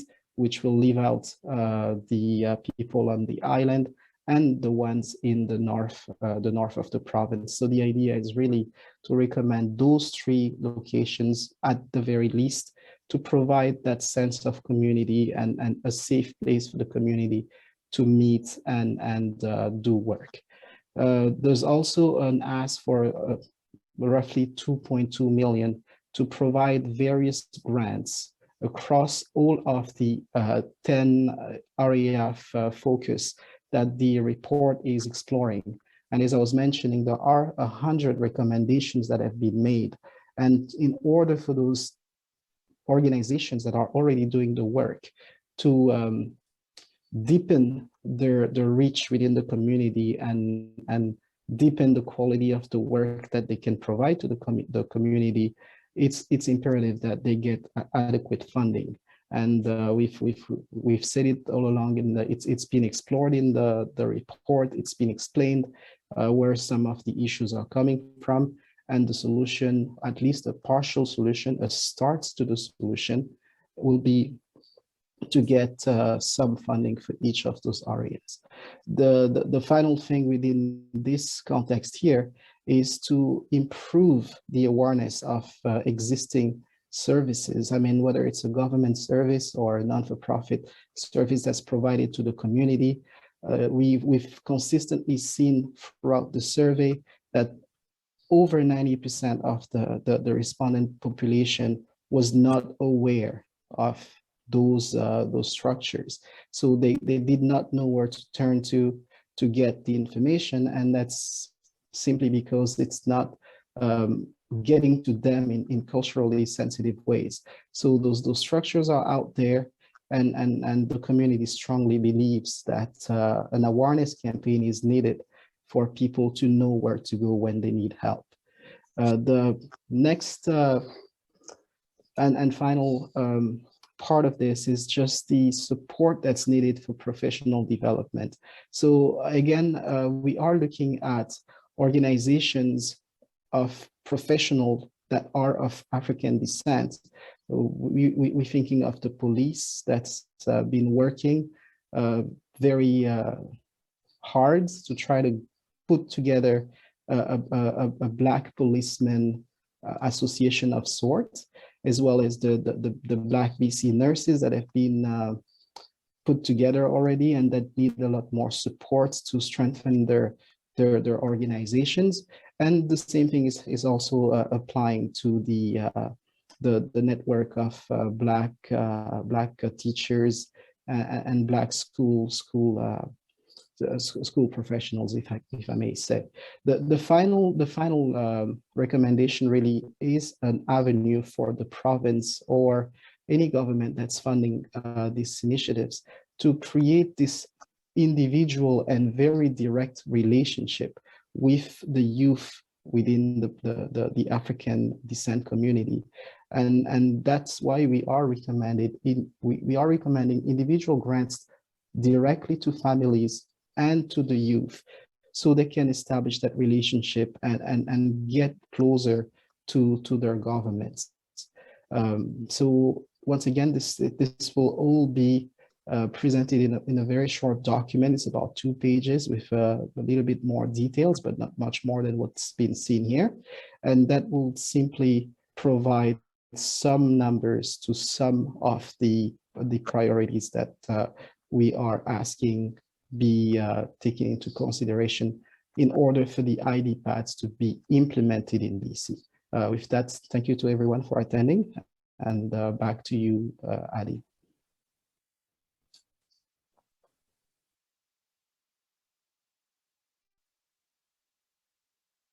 You can you have the screen up. Thank you.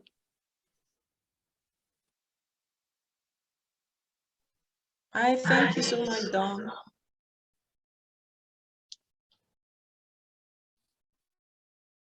Thank you, Zal. I think Zal is ready to play some music for us again in just some few minutes, and then we'll carry on with the meeting.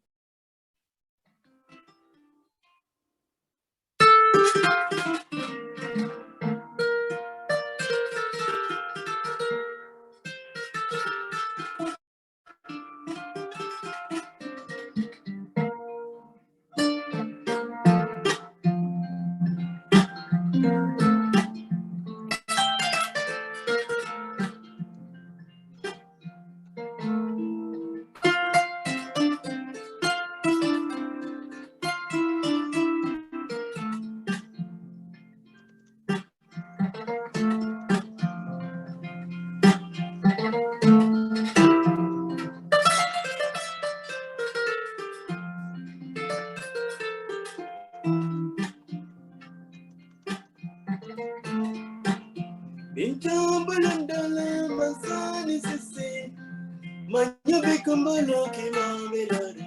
Bintang belum dalam masa ni sesi.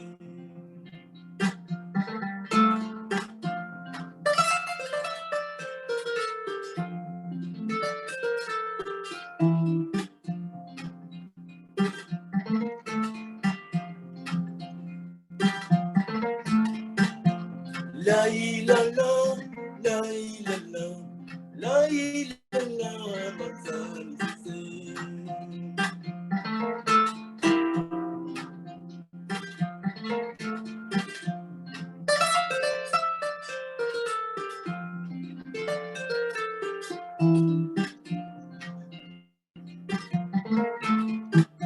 Darajat kembali lah saya lembu, minat kembali lah saya lembu, bintang belum dalam masa.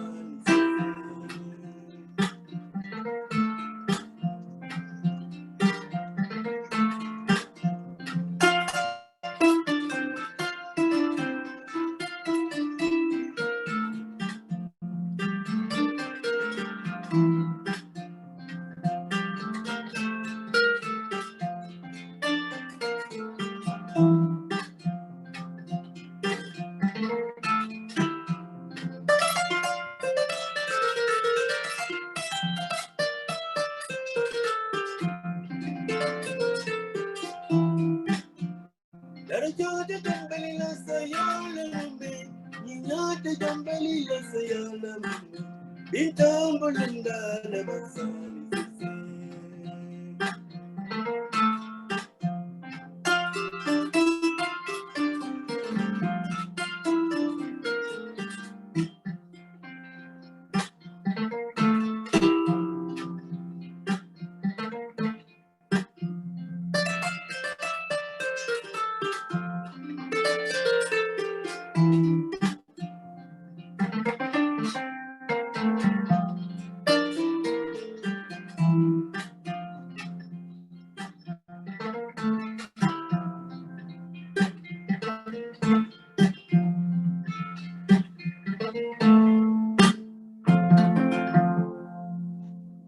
Merci, thank you.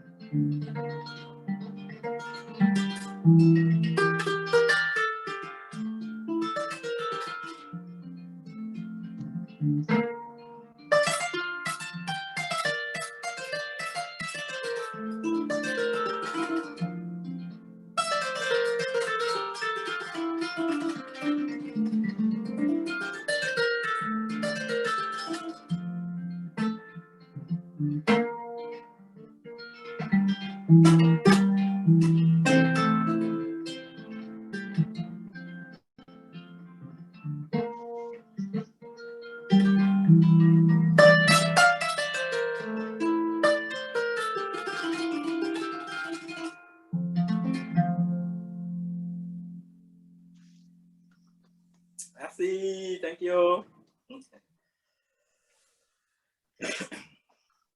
We're gonna have some more music. It's very interesting and fulfilling. Yeah. Close to home. Thank you. Thank you. Thank you.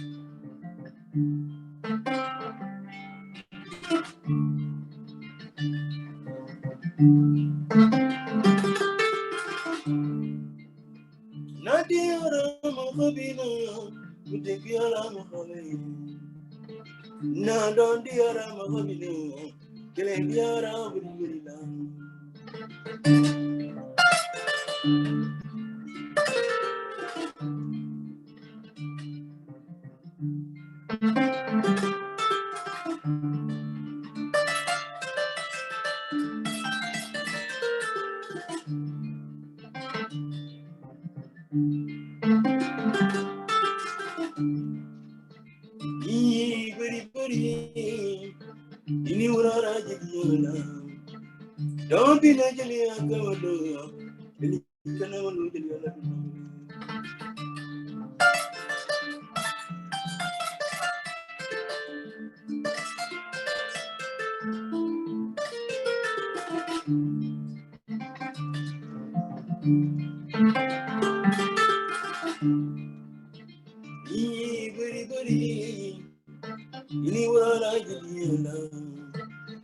don't be like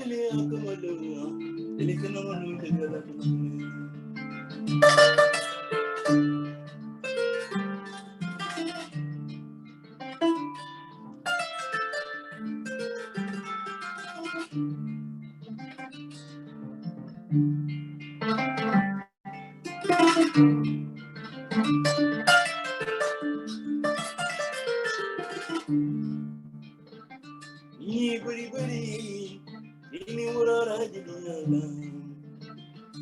be like Julia Kamala, Delicanalu, Julia Dunamale.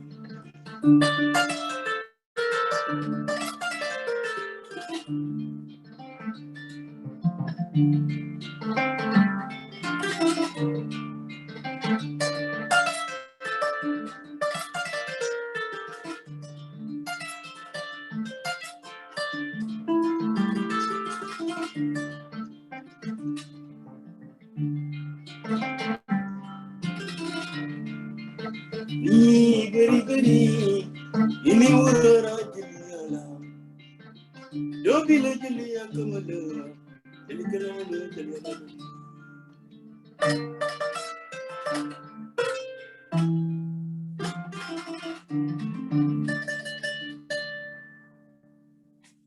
Yeah.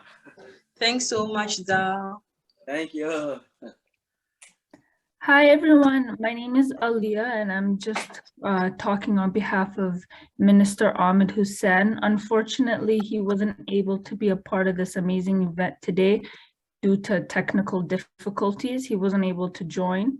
So yeah, I know a lot of people were looking forward to his segment, and we would just like to thank everyone for being so open and willing to see him present. Thank you, everyone. Thank you so much, Aliyah. And it's unfortunate we didn't have the minister with us, but we will find some time in the future to have him on board as well. We'll of course keep the question and answer, because the minister is not here to answer the questions that would arise. And therefore, we will now go to, we're supposed to have a music interlude after by Rickson Goes Walk Barfan. Do we have that handy?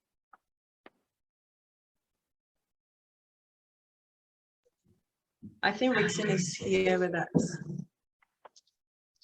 Yeah, because when after that musical interlude, we would be having the presentations of the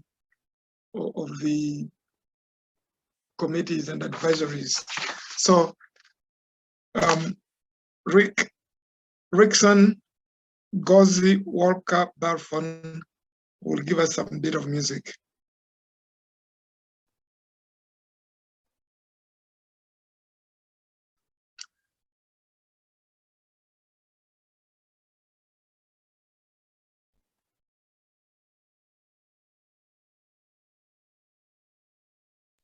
Oh, I think unfortunately Rickson has not been able to join. I think he's also probably having technical issues. Well, unless they are waiting to join in at 1 or 7 p.m. Some people may be just watching time, because we are behind. We are not behind in our schedule, we are ahead of the schedule. And I know that Jeff Bazira will be speaking on migration and inclusion, will be joining in around 1 o'clock, and we still have 10 minutes to get to that time. So maybe Zal can give us some more music. Yay, for Zal! Because he's been so good and wonderful. Yes. I like that instrument.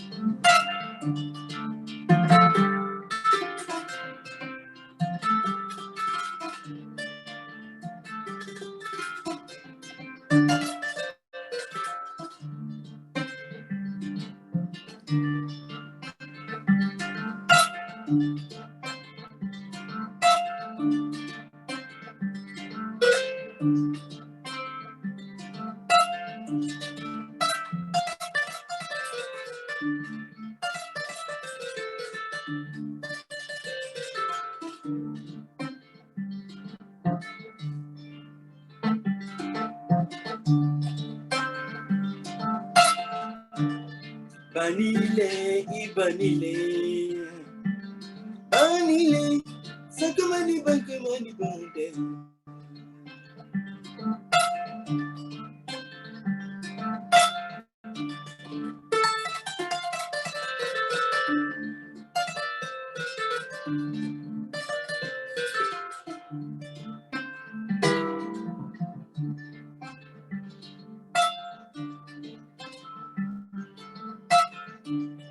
Banile, ibanile, banile, sakamani bankamani bande.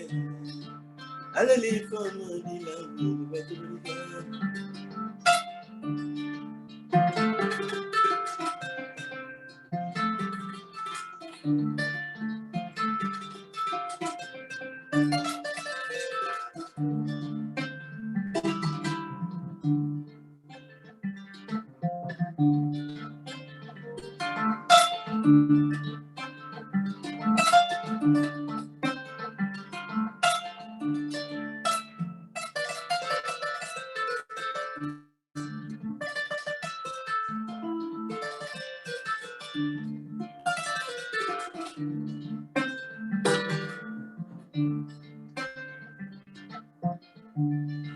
Banile, ibanile, banile, sakamani bankamani bande.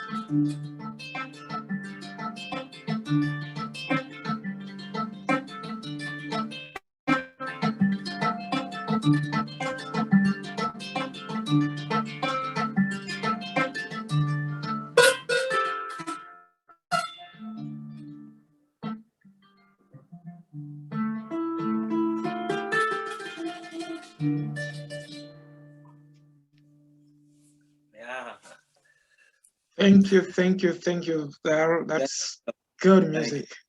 Yeah.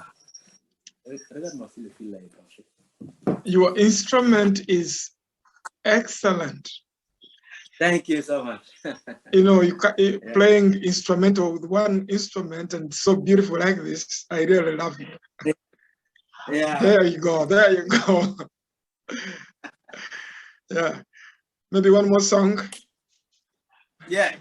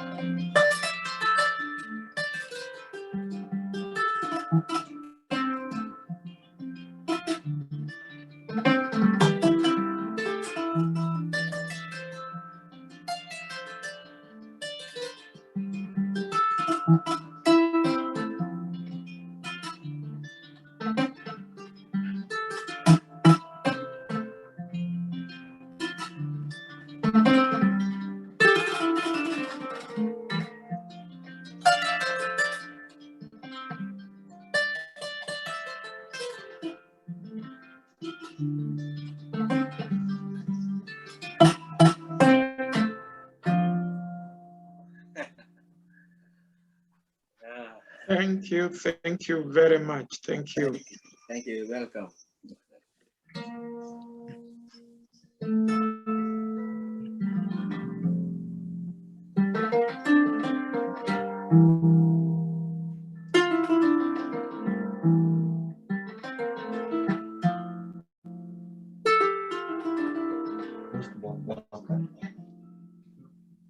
Is that how you say it?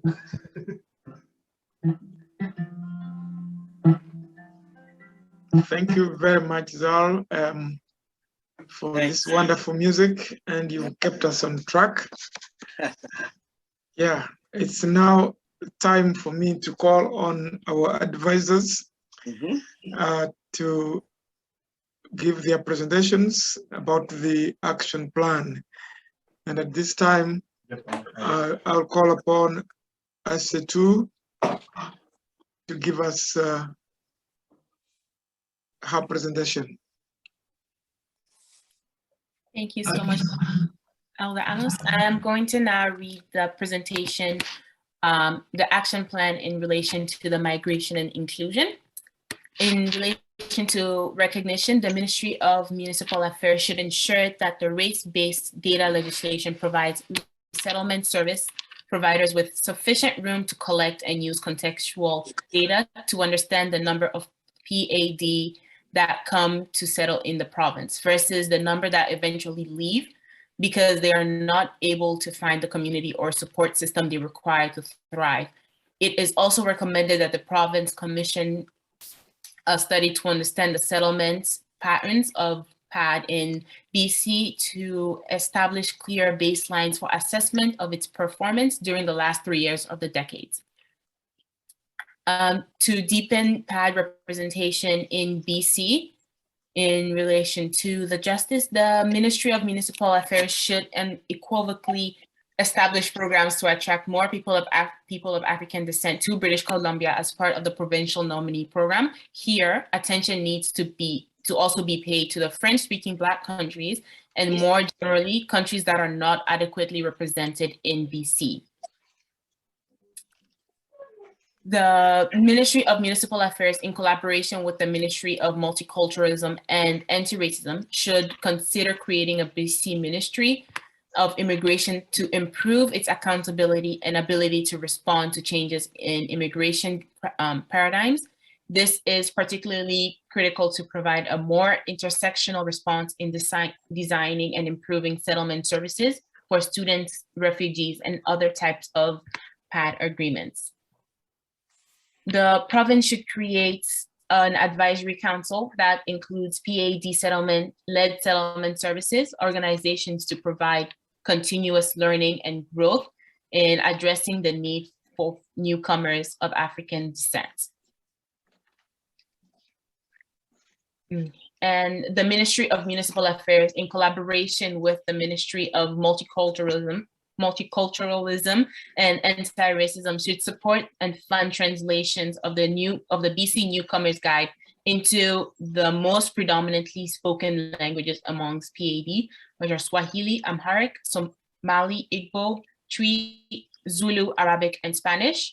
This will deepen the needed sense of connection and community for a broad segment of newcomers of African descent and constitute an effective model to expedite their integration into the mainstream and easing transfer of beneficial information to those experiencing language barriers. It is further recommended that this work be delegated to PAD community organizations to ensure adequate volumes of production and broader reach for each subgroup. The Ministry of Municipal Affairs, in collaboration with the Ministry of Multiculturalism and Anti-Racism, should fund advisory services to help grow the capacity of PAD serving settlement services organizations so that they can effectively deliver on services including, but not restricted to, employment transition support, language training, mental health services, financial literacy, and youth mentoring programs, and etc. The Ministry of Municipal Affairs, in collaboration with the Ministry of Multiculturalism and Anti-Racism, should fund shared or dedicated cultural spaces for people of African descent in partnership with PAD-led organizations. These spaces will be used as avenues for building solidarity amongst PAD communities, deepening culture and language exchanges, and offering wellness. We'll now bring it off to affordable housing and shelter.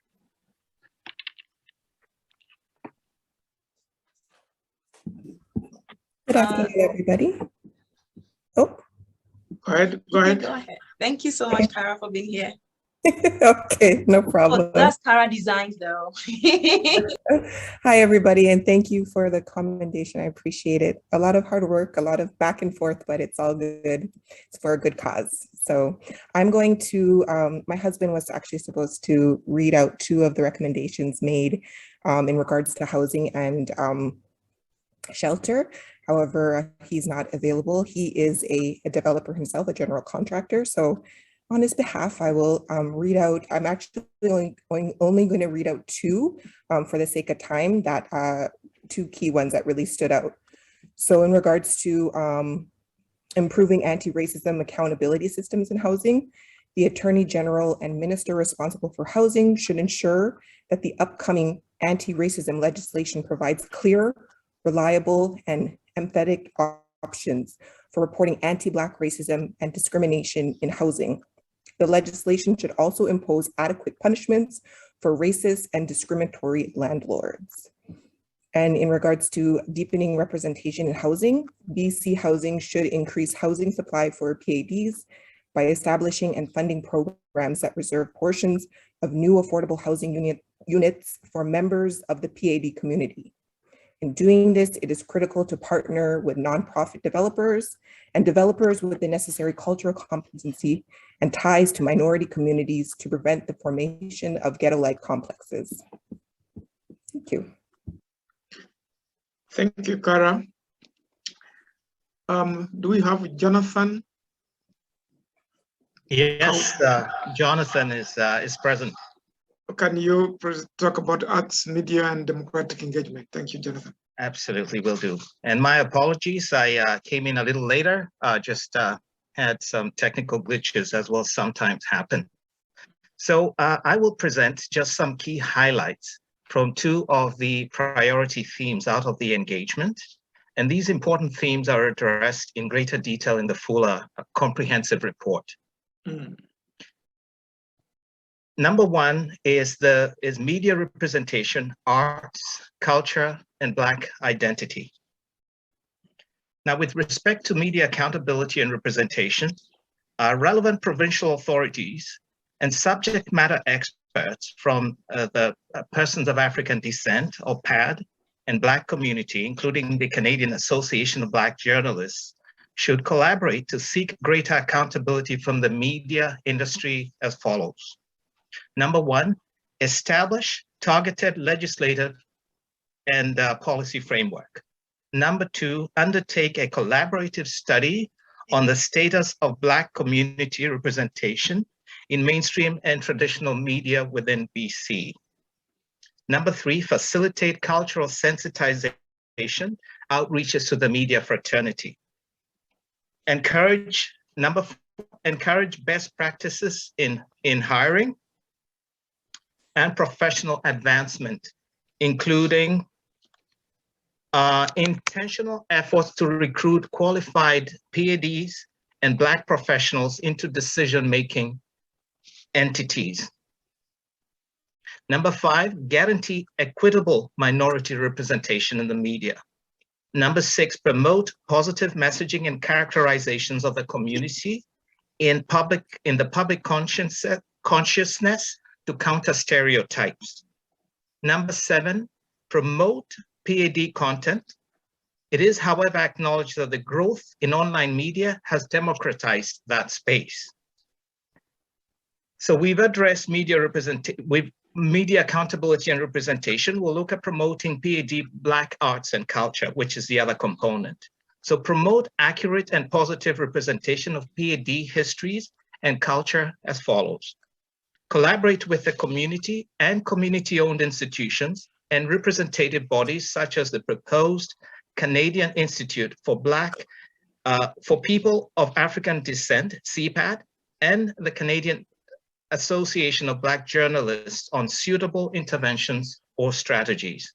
Number two, provide dedicated support, including merit-based grants to Black journalists, content creators, and media entrepreneurs to support their critical work of accurately telling PAD stories and creatively highlighting PAD Black issues.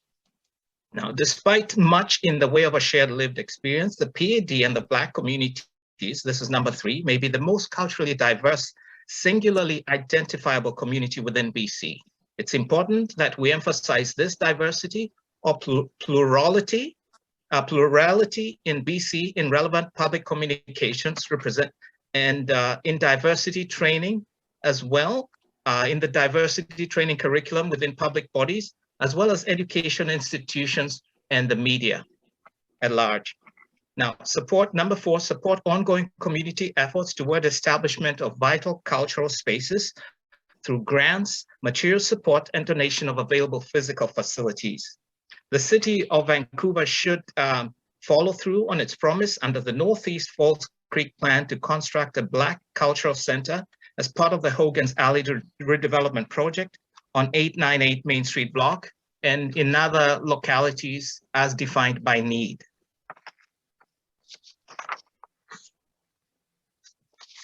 Next was democratic and civic participation. That's so improving anti-racism accountability systems in public engagement as follows. There is a need for anti-racism legislation that provides sustainable redress mechanisms for candidates of African descent at all levels of politics. Number two, ensure that race-based data legislation provides sufficient room for all public entities to submit periodic reports on their policies, choices, and realities linked to diversity of leadership or diversity in leadership. Number three, support political parties to engage significantly more in the active recruitment of PADs. Number four, proactively promote recruitment of eligible voters and promote civic education amongst people of African descent and the Black community. Number 5, the province should provide funding to PAD organizations to deepen or enhance their capacities to fully undertake their organizational mandates. Number 6, prioritize active recruitment of people of African descent on all governmental and public boards and committees in the province to strengthen diversity and even out opportunities to build experiential knowledge in public governance for persons of African descent and or Black people. Thank you very much, Jonathan. We will have Kerry present on community safety and justice, and it will be followed by Jeff. Thank you.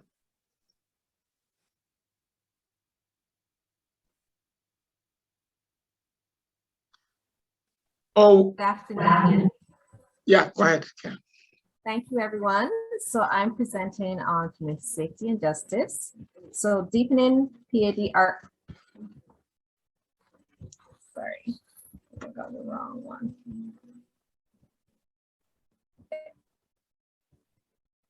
Oops.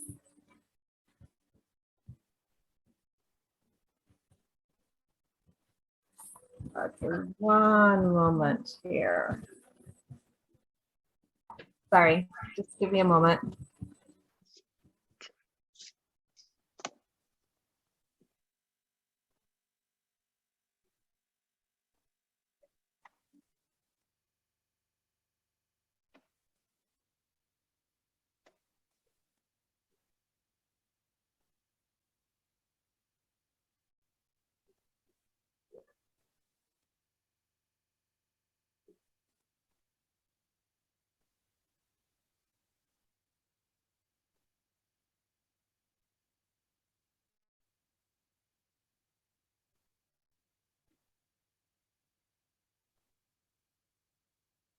While Kerry is sorting out a few things, we have Jeff ready. And probably, Jeff, you could jump in and present on justice and community safety.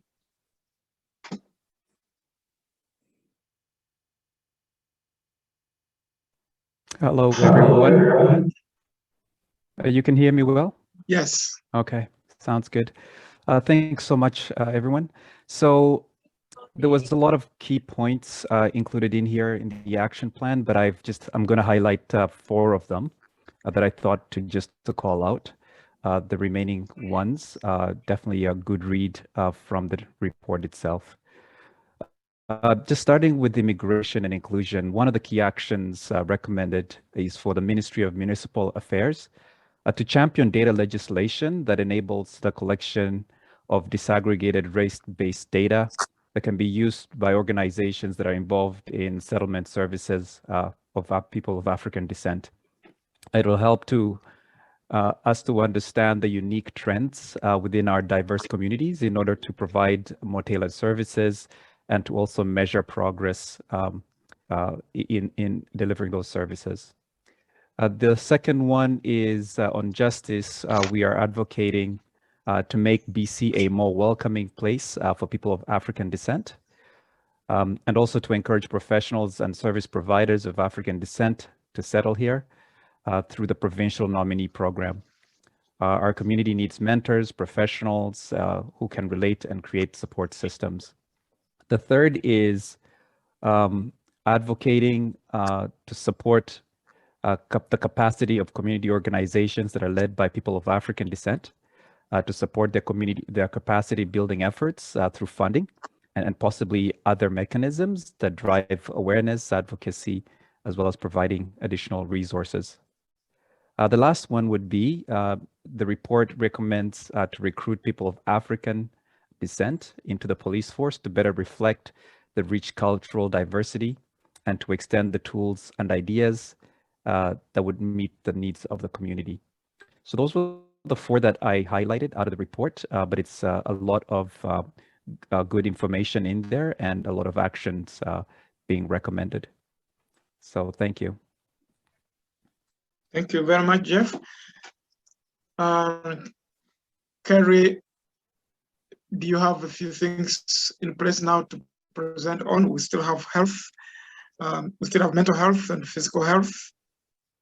I will pass it back to someone who's more familiar with the content to read this.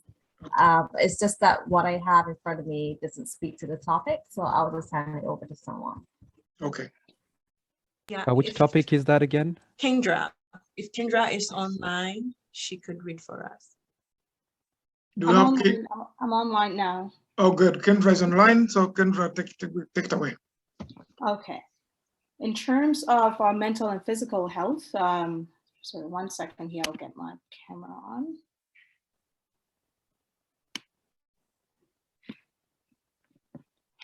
Hi, everyone. Hi. So I'm just going to point out a couple, just 2 priority sections here in respect to time. Okay. So in terms of mental and physical health, the 2 main recommendations here would be improving anti-racism accountability systems in healthcare. The Ministry of Health should ensure that race-based legislation provides sufficient authority to regional health services, professional health practitioners, and other health services to collect data on number of people of African descent in various health professions across BC to better understand the existing gaps and deficits. It's also been recommended that we are to improve persons of African descent access to health services. Here we ask that the Ministry of Health should collaborate with PAD organizers to ensure adequate healthcare coverage. Healthcare coverage bridging is available to newcomers awaiting MSP and to non-landed immigrants such as refugees and international students. It is particularly recommended that the province considers eliminating MSP premiums for international students in BC. Secondly, the Ministry of Health should work with other bodies to expand MSP coverage to mental health care and support. This should include the creation of funding of health advocates and patient navigators or navigator services focused on making the hospital experience for people of African descent safer. And lastly, under improving access to health services, the Ministry of Health should promote and fund an advocacy mechanism dedicated to promotion of health and mental well-being of people of African descent in BC. It's also particularly recommended to prioritize the physical and mental and emotional well-being of health professionals of African descent in BC. This care of our health professionals should be implemented along with other initiatives designed to retain them in BC. And that's all for me for now. Thank you very much, Kendra, and we'll have Kara to present about entrepreneurship. All right, so once again, I'm picking out 2 recommendations. There's a whole bunch here, but I'm going to pick out 2 really key recommendations that I thought were very important. So in regards to, when improving anti-racism accountability systems and entrepreneurship, we're asking the government to work with PAD businesses, organizations to establish a permanent mechanism to understand the peculiar profiles, models, challenges, concerns, and opportunities of PAD-led businesses. Using the Knowledge Hub component of the National Black Entrepreneurship Program, this mechanism would foster and enhance understanding of PAD businesses' contributions to the advancement of the province. And the other one was improving support for Black businesses and owners. So we're calling on the government to commit to creating dedicated and adequate funding pathways, including grants and concessionary loans for business owners of African descent that are less complex to access and have clearer criteria than the federal level Black Entrepreneurship Loan Fund under the Black Entrepreneurship Program. Considering historical and structural risks and biases PAD businesses have to contend with, it is also critical for the programs to reduce or attenuate emphasis on collaterals by banks. Thank you. Thank you very much, Kara. And I think we have education still to go, and I will ask Jeff Bazura to highlight a few items on education. Jeff. You are muted, Jeff. Apologies for that. So I'll highlight two of them.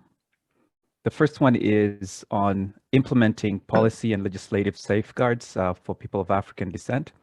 It's crucial that the K-12 Education Anti-Racism Action Plan is backed by explicit accountability systems, such as that following its provisions is not a matter of choice for schools and educators. Such accountability systems can include instituting associated systems of feedback and complaints by students and educators, as well as periodic reporting and implementation assessments by schools and the Ministry of Education, respectively. The second one is that the Ministry of Education must develop, in conjunction with educators and psychologists of African descent, the necessary capacities or competencies and toolkits for contextual interpreting the evaluations and assessments of educators and principals of African descent by students and reviewers, respectively. This is critical as a decontextualized review system could reflect anti-Black racism and discrimination that in turn affects professional and career chances of educators of African descent. Thank you. Thank you very much, Jeff. I see Rick is on. Before I ask Adelaide to introduce our reviewers, I would probably ask Rick to play us one or two songs. Welcome, Rick, son.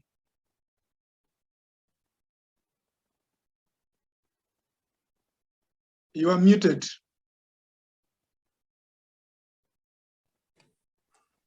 Can you hear me now? There you go, yes. Yeah, let me just feedback.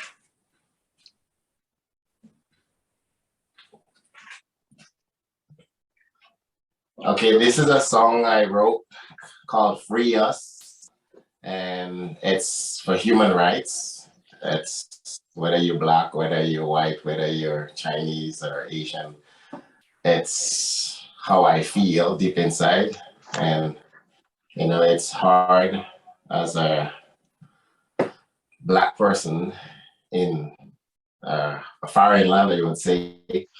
And growing up, we all believe in having that freedom, having to go somewhere without someone being racist towards you. So I wrote that song for a lot of reasons.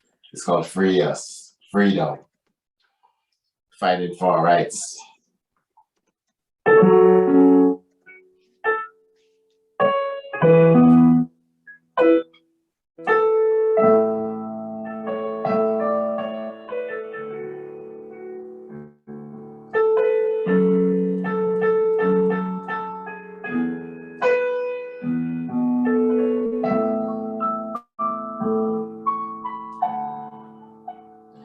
We cry freedom.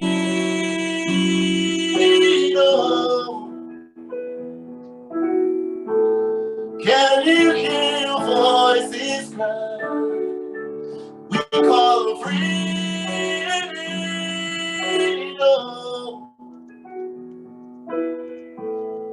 Can you hear the voices crying out?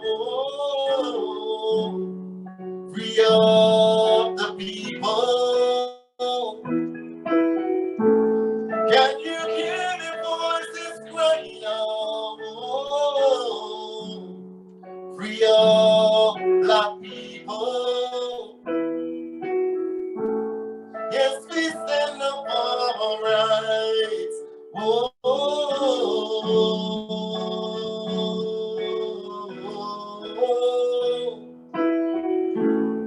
Yes, we stand up for rights.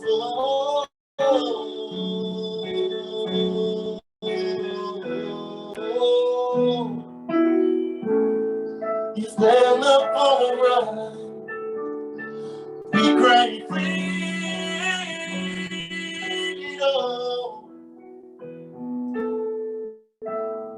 Can you hear voices crying out for freedom?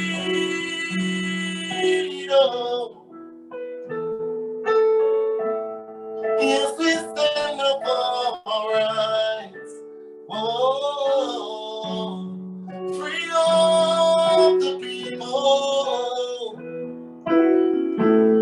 Can you hear the voices crying out? Free of the people. Yes, we stand up for us.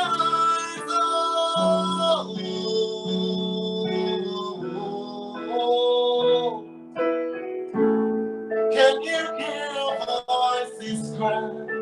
Whoa, whoa.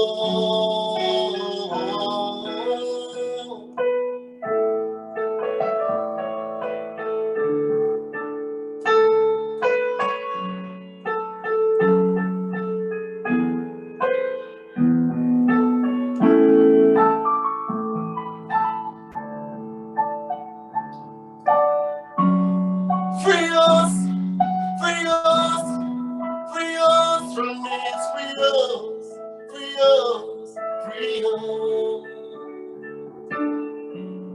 Free us, free us, freedom, freedom, freedom, freedom. Whoa.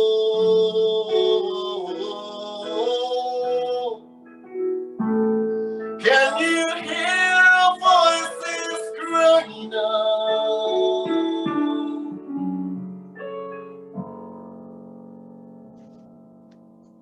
Thank you. Thank you very much for that wonderful music. Now, I will ask Ashitu to give us the French version of the action plan. She's on. Ashitu Fiame. After that, we'll ask Rickson to play one more music before we go to the reviewers. Thank you. Go ahead.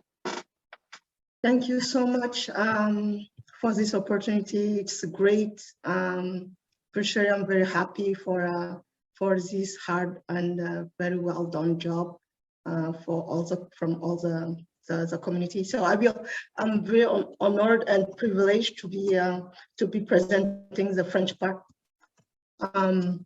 Donc bonjour, je vais faire un résumé. Je vais essayer de donner peut-être 2 exemples comme mes collègues au sujet des points qu'on a soulevés tantôt. Donc le premier point, c'est la sécurité communautaire. Donc reconnaissance, justice et développement. Donc chaque fois, on va parler de ça. Pour la reconnaissance, donc améliorer les systèmes de responsabilisation antiracistes en matière de sécurité communautaire, reconnaître publiquement l'impact durable du colonialisme sur les personnes d'ascendance africaine. Le ministre de la Sécurité publique et du solliciteur général devrait montrer la voie en fournissant un aveu et une reconnaissance publique et sans équivoque que les institutions et les forces policières dans l'ensemble de la province ont été historiquement caractérisées par des procédures coloniales qui ont conduit à la discrimination et à l'oppression envers les PDA et autres minorités. On devrait aussi s'attendre à des déclarations semblables des chefs de la police de toute la province en tant que geste fondamental pour rétablir la confiance avec la communauté PAD. Le deuxième point que j'aimerais soulever ici, c'est améliorer les programmes de sensibilisation culturelle et la formation sur le racisme envers les Noirs. Le ministre de la Sécurité publique et du solliciteur général et le ministre des Affaires municipales devraient collaborer avec la GRC et la police locale pour réformer les programmes de sensibilisation culturelle et d'autres formations afin d'améliorer leurs composantes du racisme envers les Noirs. Il est essentiel que des modules ou des cours spécifiques de lutte contre les Noirs soient mis en place dans le cadre de cette formation afin de privilégier la communication et les sensibilités culturelles et de promouvoir les relations efficaces et l'établissement de liens de confiance avec les communautés de la PAD. Il est également essentiel que la formation sur la lutte contre le racisme envers les Noirs soit rendue obligatoire pour les forces policières et leurs dirigeants en vertu des pouvoirs législatifs et réglementaires. J'aimerais peut-être passer au point de développement, améliorer la sécurité communautaire et l'accès aux services de police. augmenter le recrutement de PAD, le projet du ministère du culturalisme et de la lutte.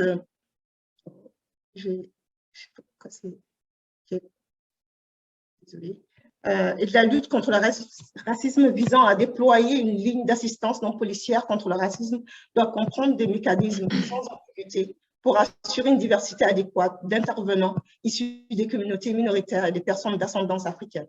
Il est également essentiel lorsqu'ils interagissent avec la PAD que tous les intervenants soient formés pour appliquer des pratiques culturellement sensibles qui impliquent de l'empathie et une compréhension contextuelle de leur situation unique. J'aimerais passer au point sur le milieu du travail. D'abord, la reconnaissance.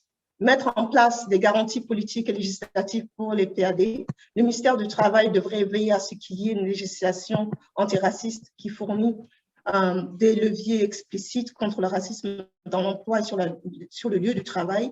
Parmi ces leviers, le ministre devrait être habilité à surveiller et aborder le sujet de l'utilisation d'algorithmes dans le tri des demandeurs d'emploi, car ils sont plus susceptibles d'étendre les biais humains et historiques contre les PAD.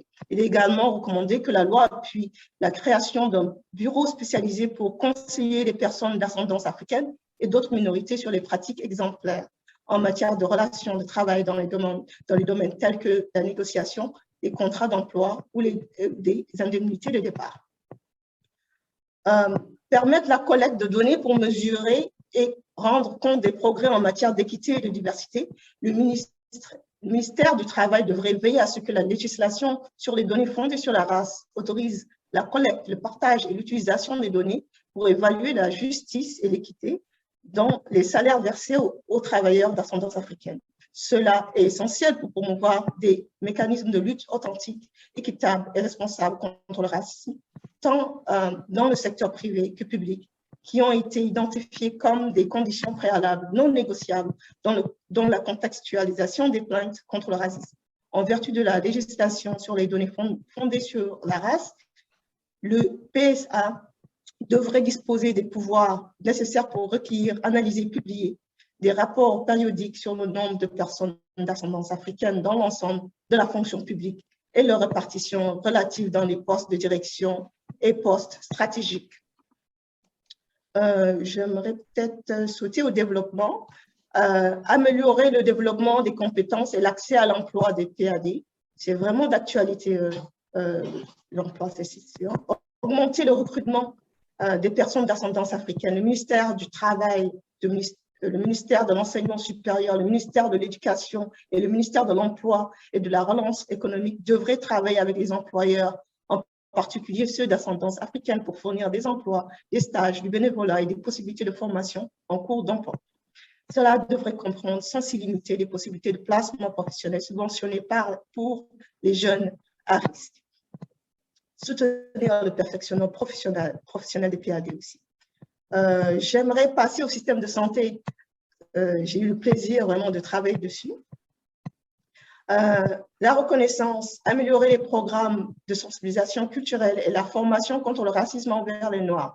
Le ministère de la Santé devrait collaborer avec les services de santé régionaux et les professionnels du Collège des médecins et chirurgiens de la Colombie-Britannique et de l'Association des infirmières de la Colombie-Britannique pour rendre obligatoire une formation de réflexion sur le racisme anti-noir et sur la sensibilité interculturelle pour tous les professionnels de la santé et les étudiants dans les programmes liés à la santé. Permettre la collecte de données pour mesurer et rendre compte des progrès en matière d'équité et de diversité. Le ministère de la Santé devrait veiller à ce que la législation sur les données fondées sur la race autorise les services de santé régionaux, les organismes de professionnels de la santé et d'autres prestataires de services de santé à recueillir des données sur le nombre de personnes d'ascendance africaine dans les diverses professions de la Colombie-Britannique afin de mieux comprendre les lacunes et les déficits existants. J'aimerais peut-être passer au développement, améliorer l'accès des PAD aux services de la santé, renforcer l'équité dans la prestation des services par et aux personnes d'ascendance africaine. Le ministère de la Santé devrait collaborer avec les organisations du PAD pour garantir une couverture adéquate des soins de santé pour les nouveaux arrivants en attente de MSP et pour les immigrants non inscrits tels que les réfugiés et les étudiants internationaux. Il est particulièrement recommandé que la province envisage d'éliminer les primes du MSP pour les étudiants internationaux en Colombie-Britannique. Le ministère de la Santé devrait s'efforcer d'étendre la couverture du MSP aux soins et au soutien en santé mentale.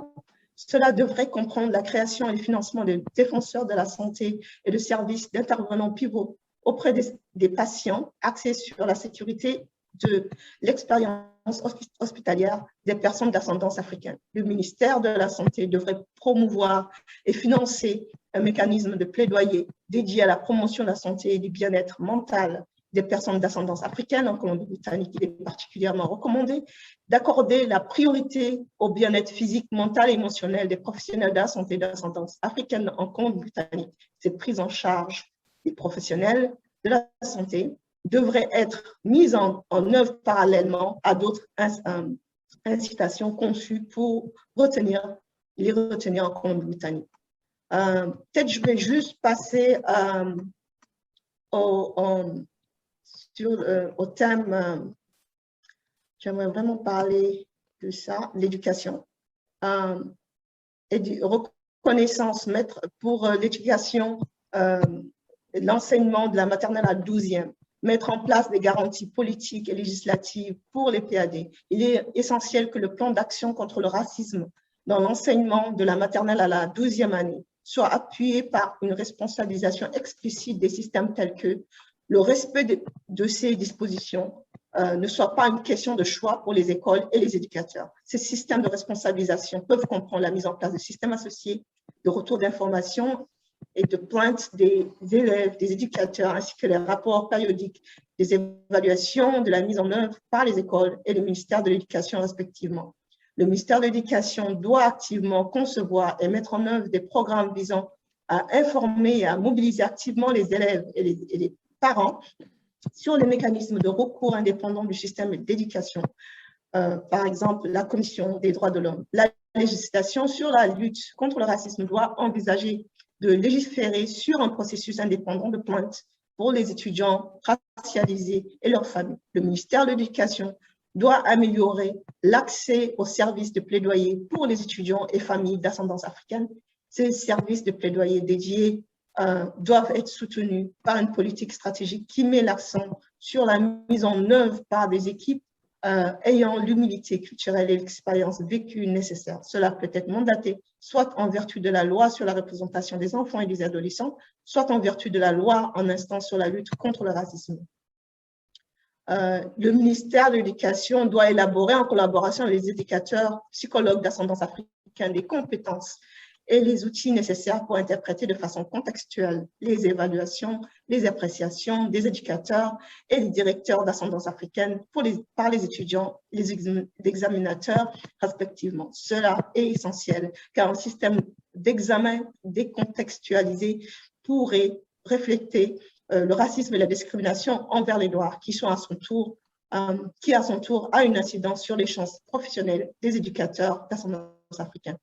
Le ministère de l'Éducation doit veiller à ce que l'éventuel plan d'action contre le racisme de la maternelle à la 12e reconnaisse la particularité et les répercussions du racisme envers les Noirs. Il est essentiel que le ministère de l'Éducation poursuive une stratégie de mise en œuvre qui appuie la collaboration avec les organisations axées et les éducateurs d'ascendance africaine afin de promouvoir le plan d'action au sein de la communauté noire. Les comités de surveillance et de mise en œuvre associés doivent comprendre des étudiants, des éducateurs et des dirigeants communautaires d'ascendance africaine.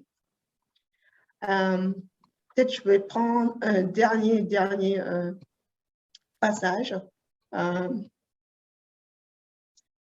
concernant l'éducation au post-secondaire. Et là, c'était parmi le développement, augmenter le recrutement des PAD.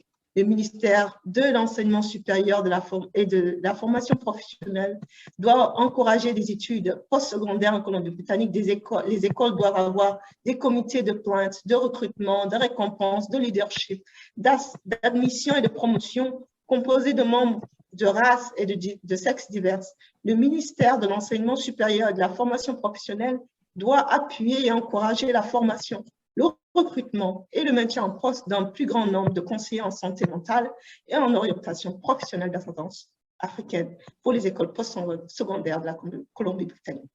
Le ministère de l'Enseignement supérieur et de la formation professionnelle doit élaborer avec les écoles postsecondaires de la Colombie-Britannique pour concevoir et mettre en œuvre des stratégies de recrutement qui mettent l'accent sur la diversité et l'inclusivité et l'équité. Ces stratégies doivent viser à augmenter le nombre de PAD et de membres d'autres groupes racialisés et à tous les niveaux de l'enseignement supérieur de la Colombie-Britannique. Renforcer l'équité dans la prestation des services par et au PAD, soutenir le perfectionnement professionnel des personnes d'ascendance africaine. Le ministère, je terminerai, le ministère de l'Enseignement supérieur et de la formation professionnelle doit encourager, financer des programmes de bourse dédiés aux étudiants d'ascendance africaine au niveau postsecondaire. Bien sûr, il y a vraiment d'autres belles parties que je vous inviterai à lire, à consulter. Je vous remercie beaucoup. Merci beaucoup. Merci beaucoup.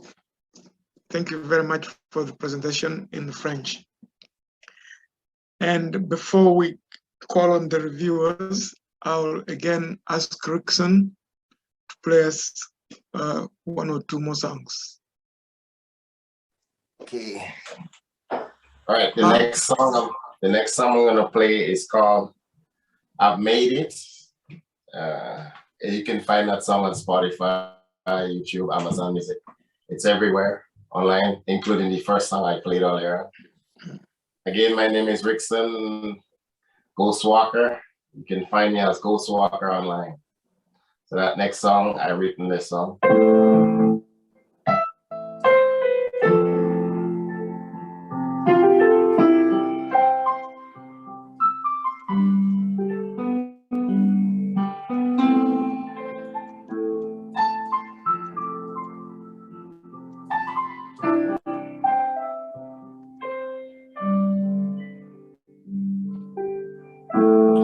I open my eyes and see my face.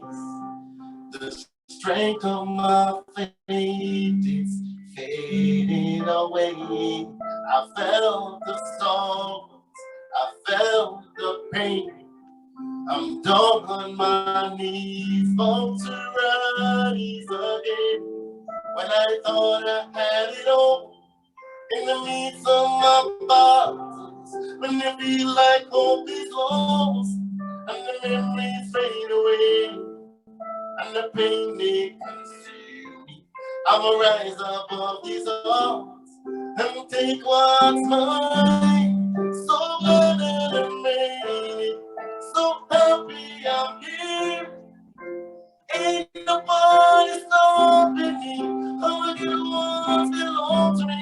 So glad that I made it, so happy I'm here. Ain't nobody stopping me. All the good ones belong to me. I'm gonna get what's mine. It's my time to shine. I know you've seen the sign, yes, the limit is the sky. I keep my eyes on the pricing. I'm gonna get what's mine. It's my time to shine. I know you've seen the sign, yes, the limit is the sky. I keep my eyes on the pricing. When I thought I had it all, in the midst of my battles, when you feel like hope is lost, and the memories fade away, and the pain they consume me, I'ma rise up all these souls and take what's mine. I'm gonna take what's mine. Oh, yeah. Oh no, so glad that I made it, so happy I'm here. Ain't nobody stopping me.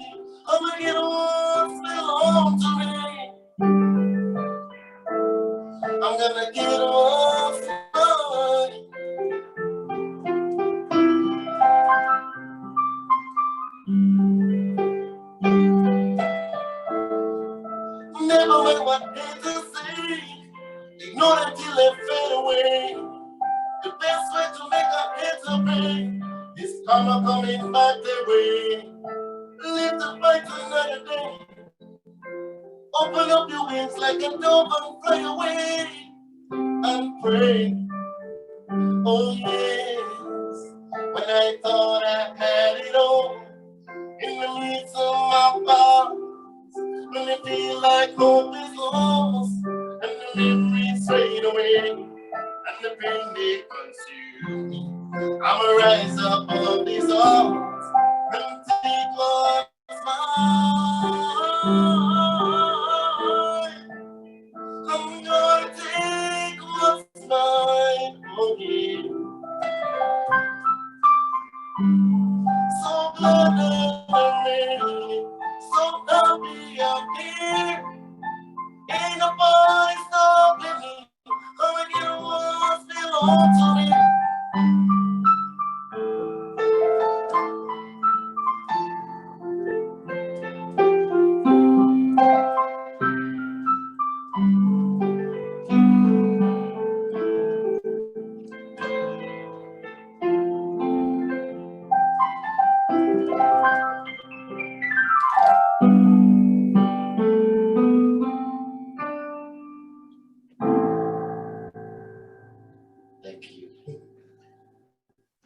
Thank you very much, Rickson. This was very wonderful music, and we've all been blessed.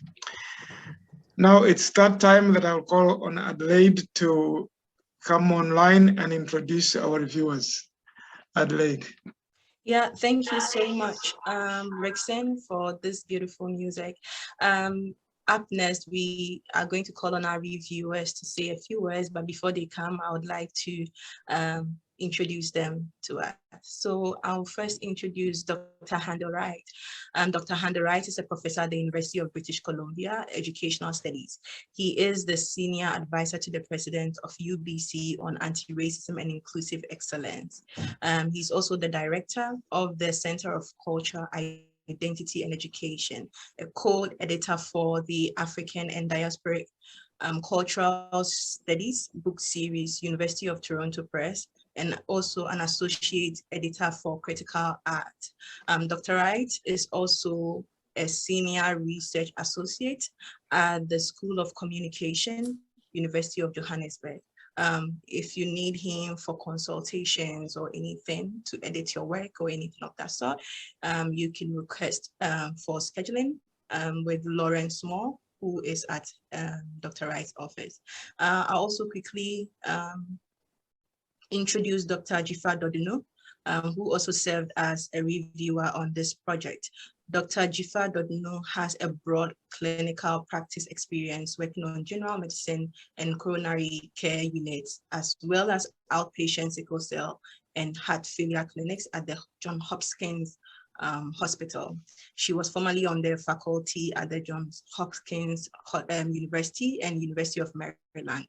Currently, Dr. Dodino is an adjunct assistant professor at Health Information Science. She's an affiliated researcher at Fraser Health Authority and UVic Institute on Aging and Lifelong Health. She sits on the Bachelor of Science in Nursing Curriculum Committee, PhD Curriculum Committee, the Jonah Briggs Institute Initiative at the University of Victoria.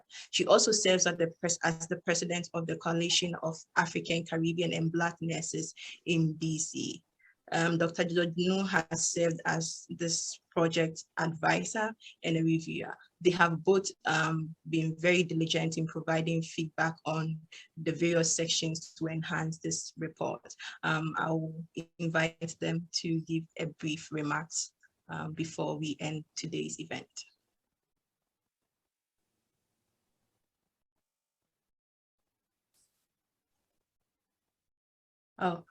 Thank you very much for that introduction. This has been a wonderful event so far.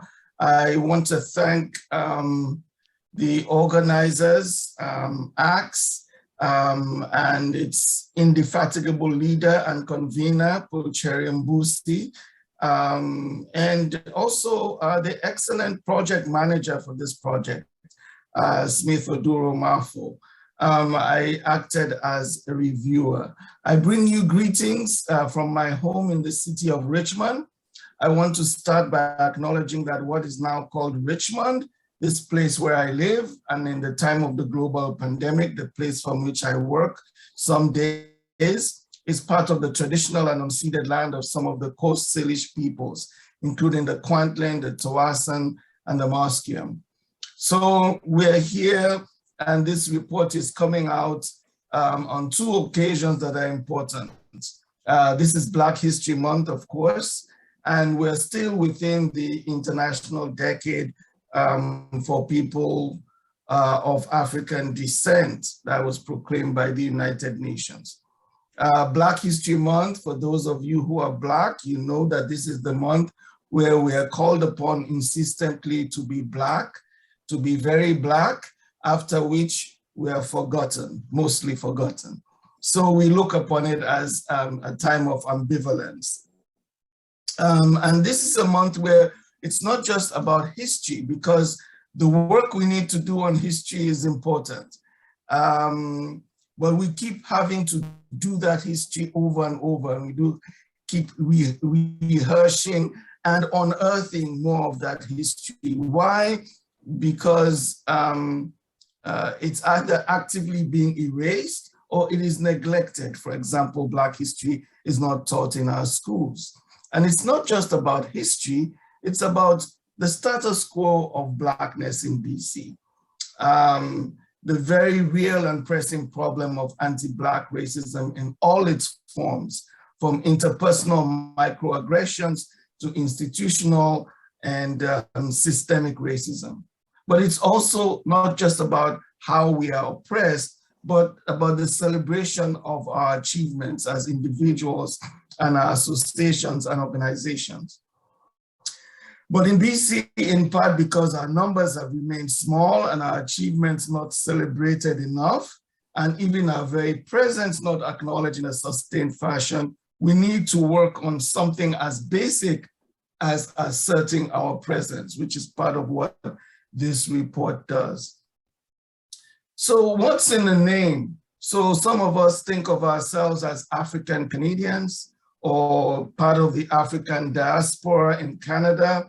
Some of us are double diasporic. We've come from Africa to the Caribbean to Canada. We are Black. We are simply Canadian. We are Black Canadian. So we seem to have settled on calling ourselves Blacks or Black Canadian. But this report is raising again the question of the politics of naming in a very serious way, because it puts forward the idea that maybe we should be calling ourselves people of African descent. So that is one serious contribution for me that this report does. And the report did not attempt to reinvent the wheel. There was a national Black Canadian Summit in 2017, which was aimed at attempting to remove racist barriers and enhance the social and economic lives of people of African descent. And what the authors of this report have done is to use those themes and work on those, which I found to be very useful. Smith Oduro Mafo presented excellently on the methodology that was used. And as a professor who teaches research methodology, I have to say I was impressed with the ways in which the research team brought together quantitative and qualitative research, the way they conducted individual interviews, focus group surveys, and drew on existing data and documents to what he described as triangulate, to triangulate all of this to paint the picture of this report. So this is a pilot study, right? But I take it as it's a snapshot of the status quo of people of African descent in BC. So, but it is also comprehensive and a succinct report. I want to touch on audience. Earlier today, we had government at various levels here who also said something about the report. And as well as there was the mayor of Saanich, the mayor of Victoria, and there was the Parliamentary Secretary for Anti-Racism Initiatives of British Columbia, richness. And she pointed out this morning, and I'm quoting her, BC needs to be a place where Blacks feel at home. Everybody might have thought that's just a statement. For me, that was a very important statement. And she's going to use this report and other data and forms of information to understand and address anti-Black racism. For Black communities, for us as Black people, Secretary Singh's simple statement is also a profound statement. It is addressing anti-Black racism and contributes to our own question. How can we be at home in our home on native land that is BC? That is our question. So this work, I think in general, fits in with work that is being done to address anti-Black racism in general. Not just that, but to speak to what is now being called the flourishing of Black lives in BC. Jameson Schultz-Franco presented on the Resilience BC Anti-Racism Network. So that's wider work that is already being done. And one of the themes of the report is education. And there's a very active BC Black Curriculum Collective that's working with the Ministry of Education to bring Black history into the school curriculum.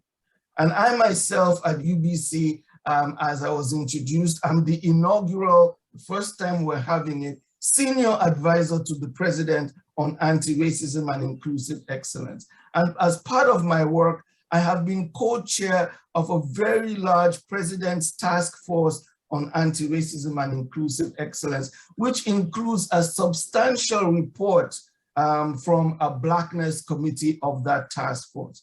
These are recommendations on addressing anti-Black racism in the academy as a microcosm of the larger society. So some of the issues we're talking about here, Black studies, Black spaces. Very interesting that in Victoria, in Vancouver even, we don't have Black spaces. We don't have Black neighborhoods. There's nowhere to go find these Cameroonians that you people are talking about, or Ghanaians, or South Africans, right? They're scattered all over the place, right? This is how we are. So this is the truth of our lives, Black spaces. African ways of knowing and approaches to pedagogy, Black history of the province in the school, Black art, celebration of our poets, writers, activists, the communities that we need to make. The complexity of people of African descent, our shades from very, very light to very, very dark. Those of us who are from West Africa, you can begin to tell if somebody's Senegalese or Gambian because they are very, very dark, or they are Fulani, so they are very, very bright. All of that is reflected here as well. So this complexity, the more than 50 African countries represented here, so many ethnic groups within even one country. How do we come together? How do we make community of communities? These are all things that I think were brought up for me from reading this report and part of the larger context. I want to end again. I always listen very carefully when people are speaking. Another very interesting comment I heard this morning from the Mayor of Victoria, Lisa Helps. She said, somebody said to her, it's important that we get to telling the truth in its fullness. This report, Black in BC Convener Pilot Project, is a very accurate and important snapshot. Hopefully larger studies are forthcoming, whether from ACTS or from others, that will provide that full picture, that statement of truth in its fullness of what it means to be Black in BC. Thank you.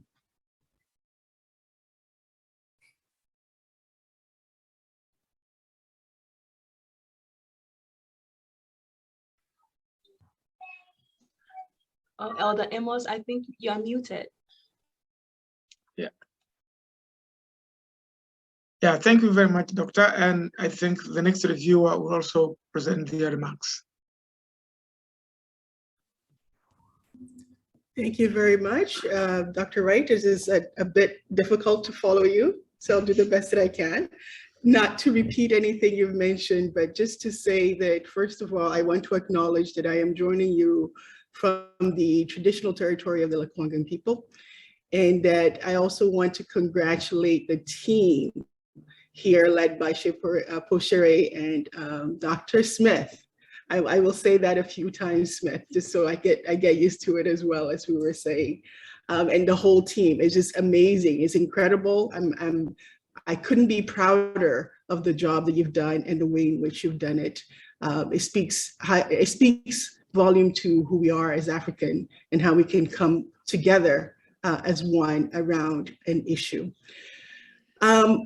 I want to say that the findings of this report are not too surprising to me. I think for many people who have been in BC for many years, issues that are documented in the report have been issues that they have either individually or collectively have been trying to raise awareness for quite a while. For myself, I left BC for 14, 15 years, and I came back, and I have to say that I was quite shocked in that I really felt that things had gone backwards and that the progress that at least things seems like they were on the uprise when I left in the early 2000s, that things had gone back. So it wasn't too surprising for me in that regard. But what I think this report speaks volume to is that on our watch, in this time and in this present space that we're occupying right now, no government that comes into power in BC can say that they never or they don't know what the status of the conditions are for people of African descent living here in BC. And so if it's for all of us individually to hold the governments accountable, right, for the roadmaps has been clearly laid out in this report. And it is time for each of the governments that come into power to see if they have the political will to act upon them. The decade of the people of African descent is coming to a close. And while I hope the United Nations High Commissioner for Human Rights find ways to make this decade initiative a permanent feature of our societies moving forward, I think this report is important for each of us because it gives us the ammunition that we need to hold, like I said, the government accountable. We can do that in many different ways. One of the most common way we can do it is through a democratic processes, by either voting or not for people who are seeking power, who could not articulate a plan or a vision to address these recommendations that have been clearly laid out in this report. If they can't, they do not deserve our vote. And I'm saying our vote, not saying only the votes of people of African descent, but every single person, everybody that walks this planet or walk in the spaces of this stolen land from the indigenous people who stands up against racism and oppression. Whether you identify as a person of African descent or not, I hope that you will join all of us here who do identify as people of African descent in holding the governments accountable. I would conclude by saying that we want to do that because in the words of the late Nelson Mandela, for to be free, it's not merely to cast off one's chains, but to live in a way that respects and enhance the freedom of others. And when we do that, we're holding one another forward, holding one another up, and we can all move together forward in a good way. So I thank you all for your tremendous work. It's a great report, and we can't wait to see how the government actually takes it forward and make life better for all of us. Thank you. Thank you very much.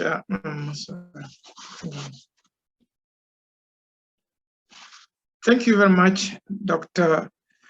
Dodunu from University of Victoria, for those insightful words. Again, voting is important, and if a government cannot recognize us, we can hold our vote back.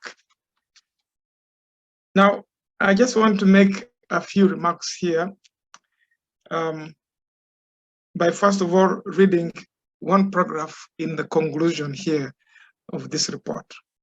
This paragraph says this: amidst all the structural inequity, discrimination, and anti-racism plaque Black leaders of African descent and community organizations, along with numerous non-Black entities, have fought hard and exercised great and skillful resilience in promoting the well-being of advancement of Black communities. They have put in place successful Black-led focused models that should be consulted, adopted, adapted, and upscaled across British Columbia through the government's meaningful implementation of this international decade of people of African descent. Now, I make these remarks, pulling them out of our conclusion, because we have heard even from Dr. Handel talking about anti-racism and inclusion. We have tried our best as Black-led organization to embrace the notion of inclusion. By that I mean we want to live very happily in this province by including everybody. But I want to point out that we should not be punished for being not Black enough. When a government sets a precedent and says, I want you about to be 75% Black, then you are allowing us to be discriminatory, not being inclusive. And to tell us not to be Black enough is not helping us to move forward. Because we talk about anti-racism and inclusion. And if we are trying to include you, then don't tell us that we're not Black enough. For now, that is one comment I wanted to make and to point out to the government. But I want to thank those who came today, representing the government and the mayors who came and spoke. And I want to thank Flourishing and your team for a wonderful job done.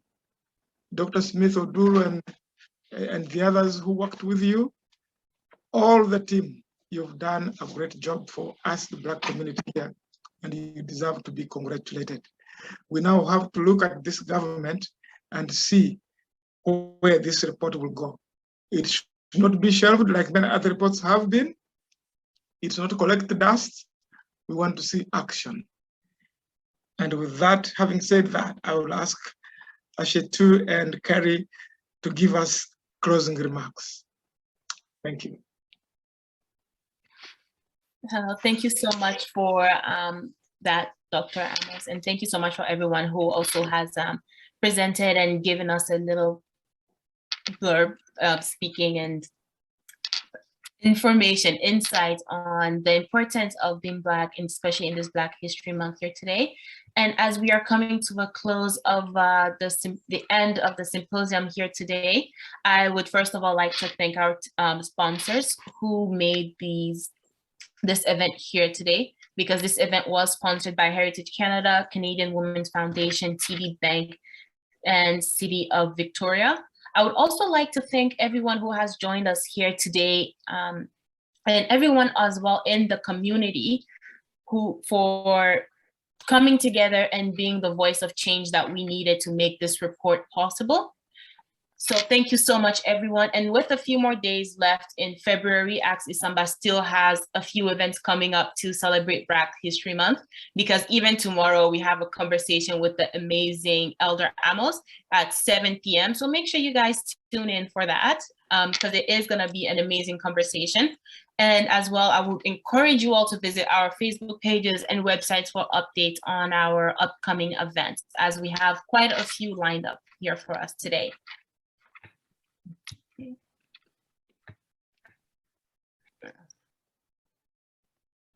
Okay, thank you. Carrie? Thank you so much, Chairperson Amos. We really appreciate you for accepting our invitation to chair the meeting today. It's been really wonderful. And I want to say this again, thank you for not giving up. We have a few people who had a lot of technical issues when trying to get into the meeting. Minister Ahmed Hussein really wanted to join us today, but he also had a similar issue, and because of that, he couldn't join us. But we really appreciate all of you for trying over and over again. I know Dr. Jifa also had the same issue, but I'm really grateful that she kept trying and she was able to get in. So thank you all for staying with us. I know some of you started with us from 11 a.m. until this time. You are still here, and we sincerely appreciate you all for being with us today. And thank you, team. Congratulations to us all for making this happen. Thank you all, and have a blessed week. Enjoy the rest of the week. Thank you. And thanks to Darren, Tanya, Richard, Rachel for supporting the project. To Chita, thank you so much.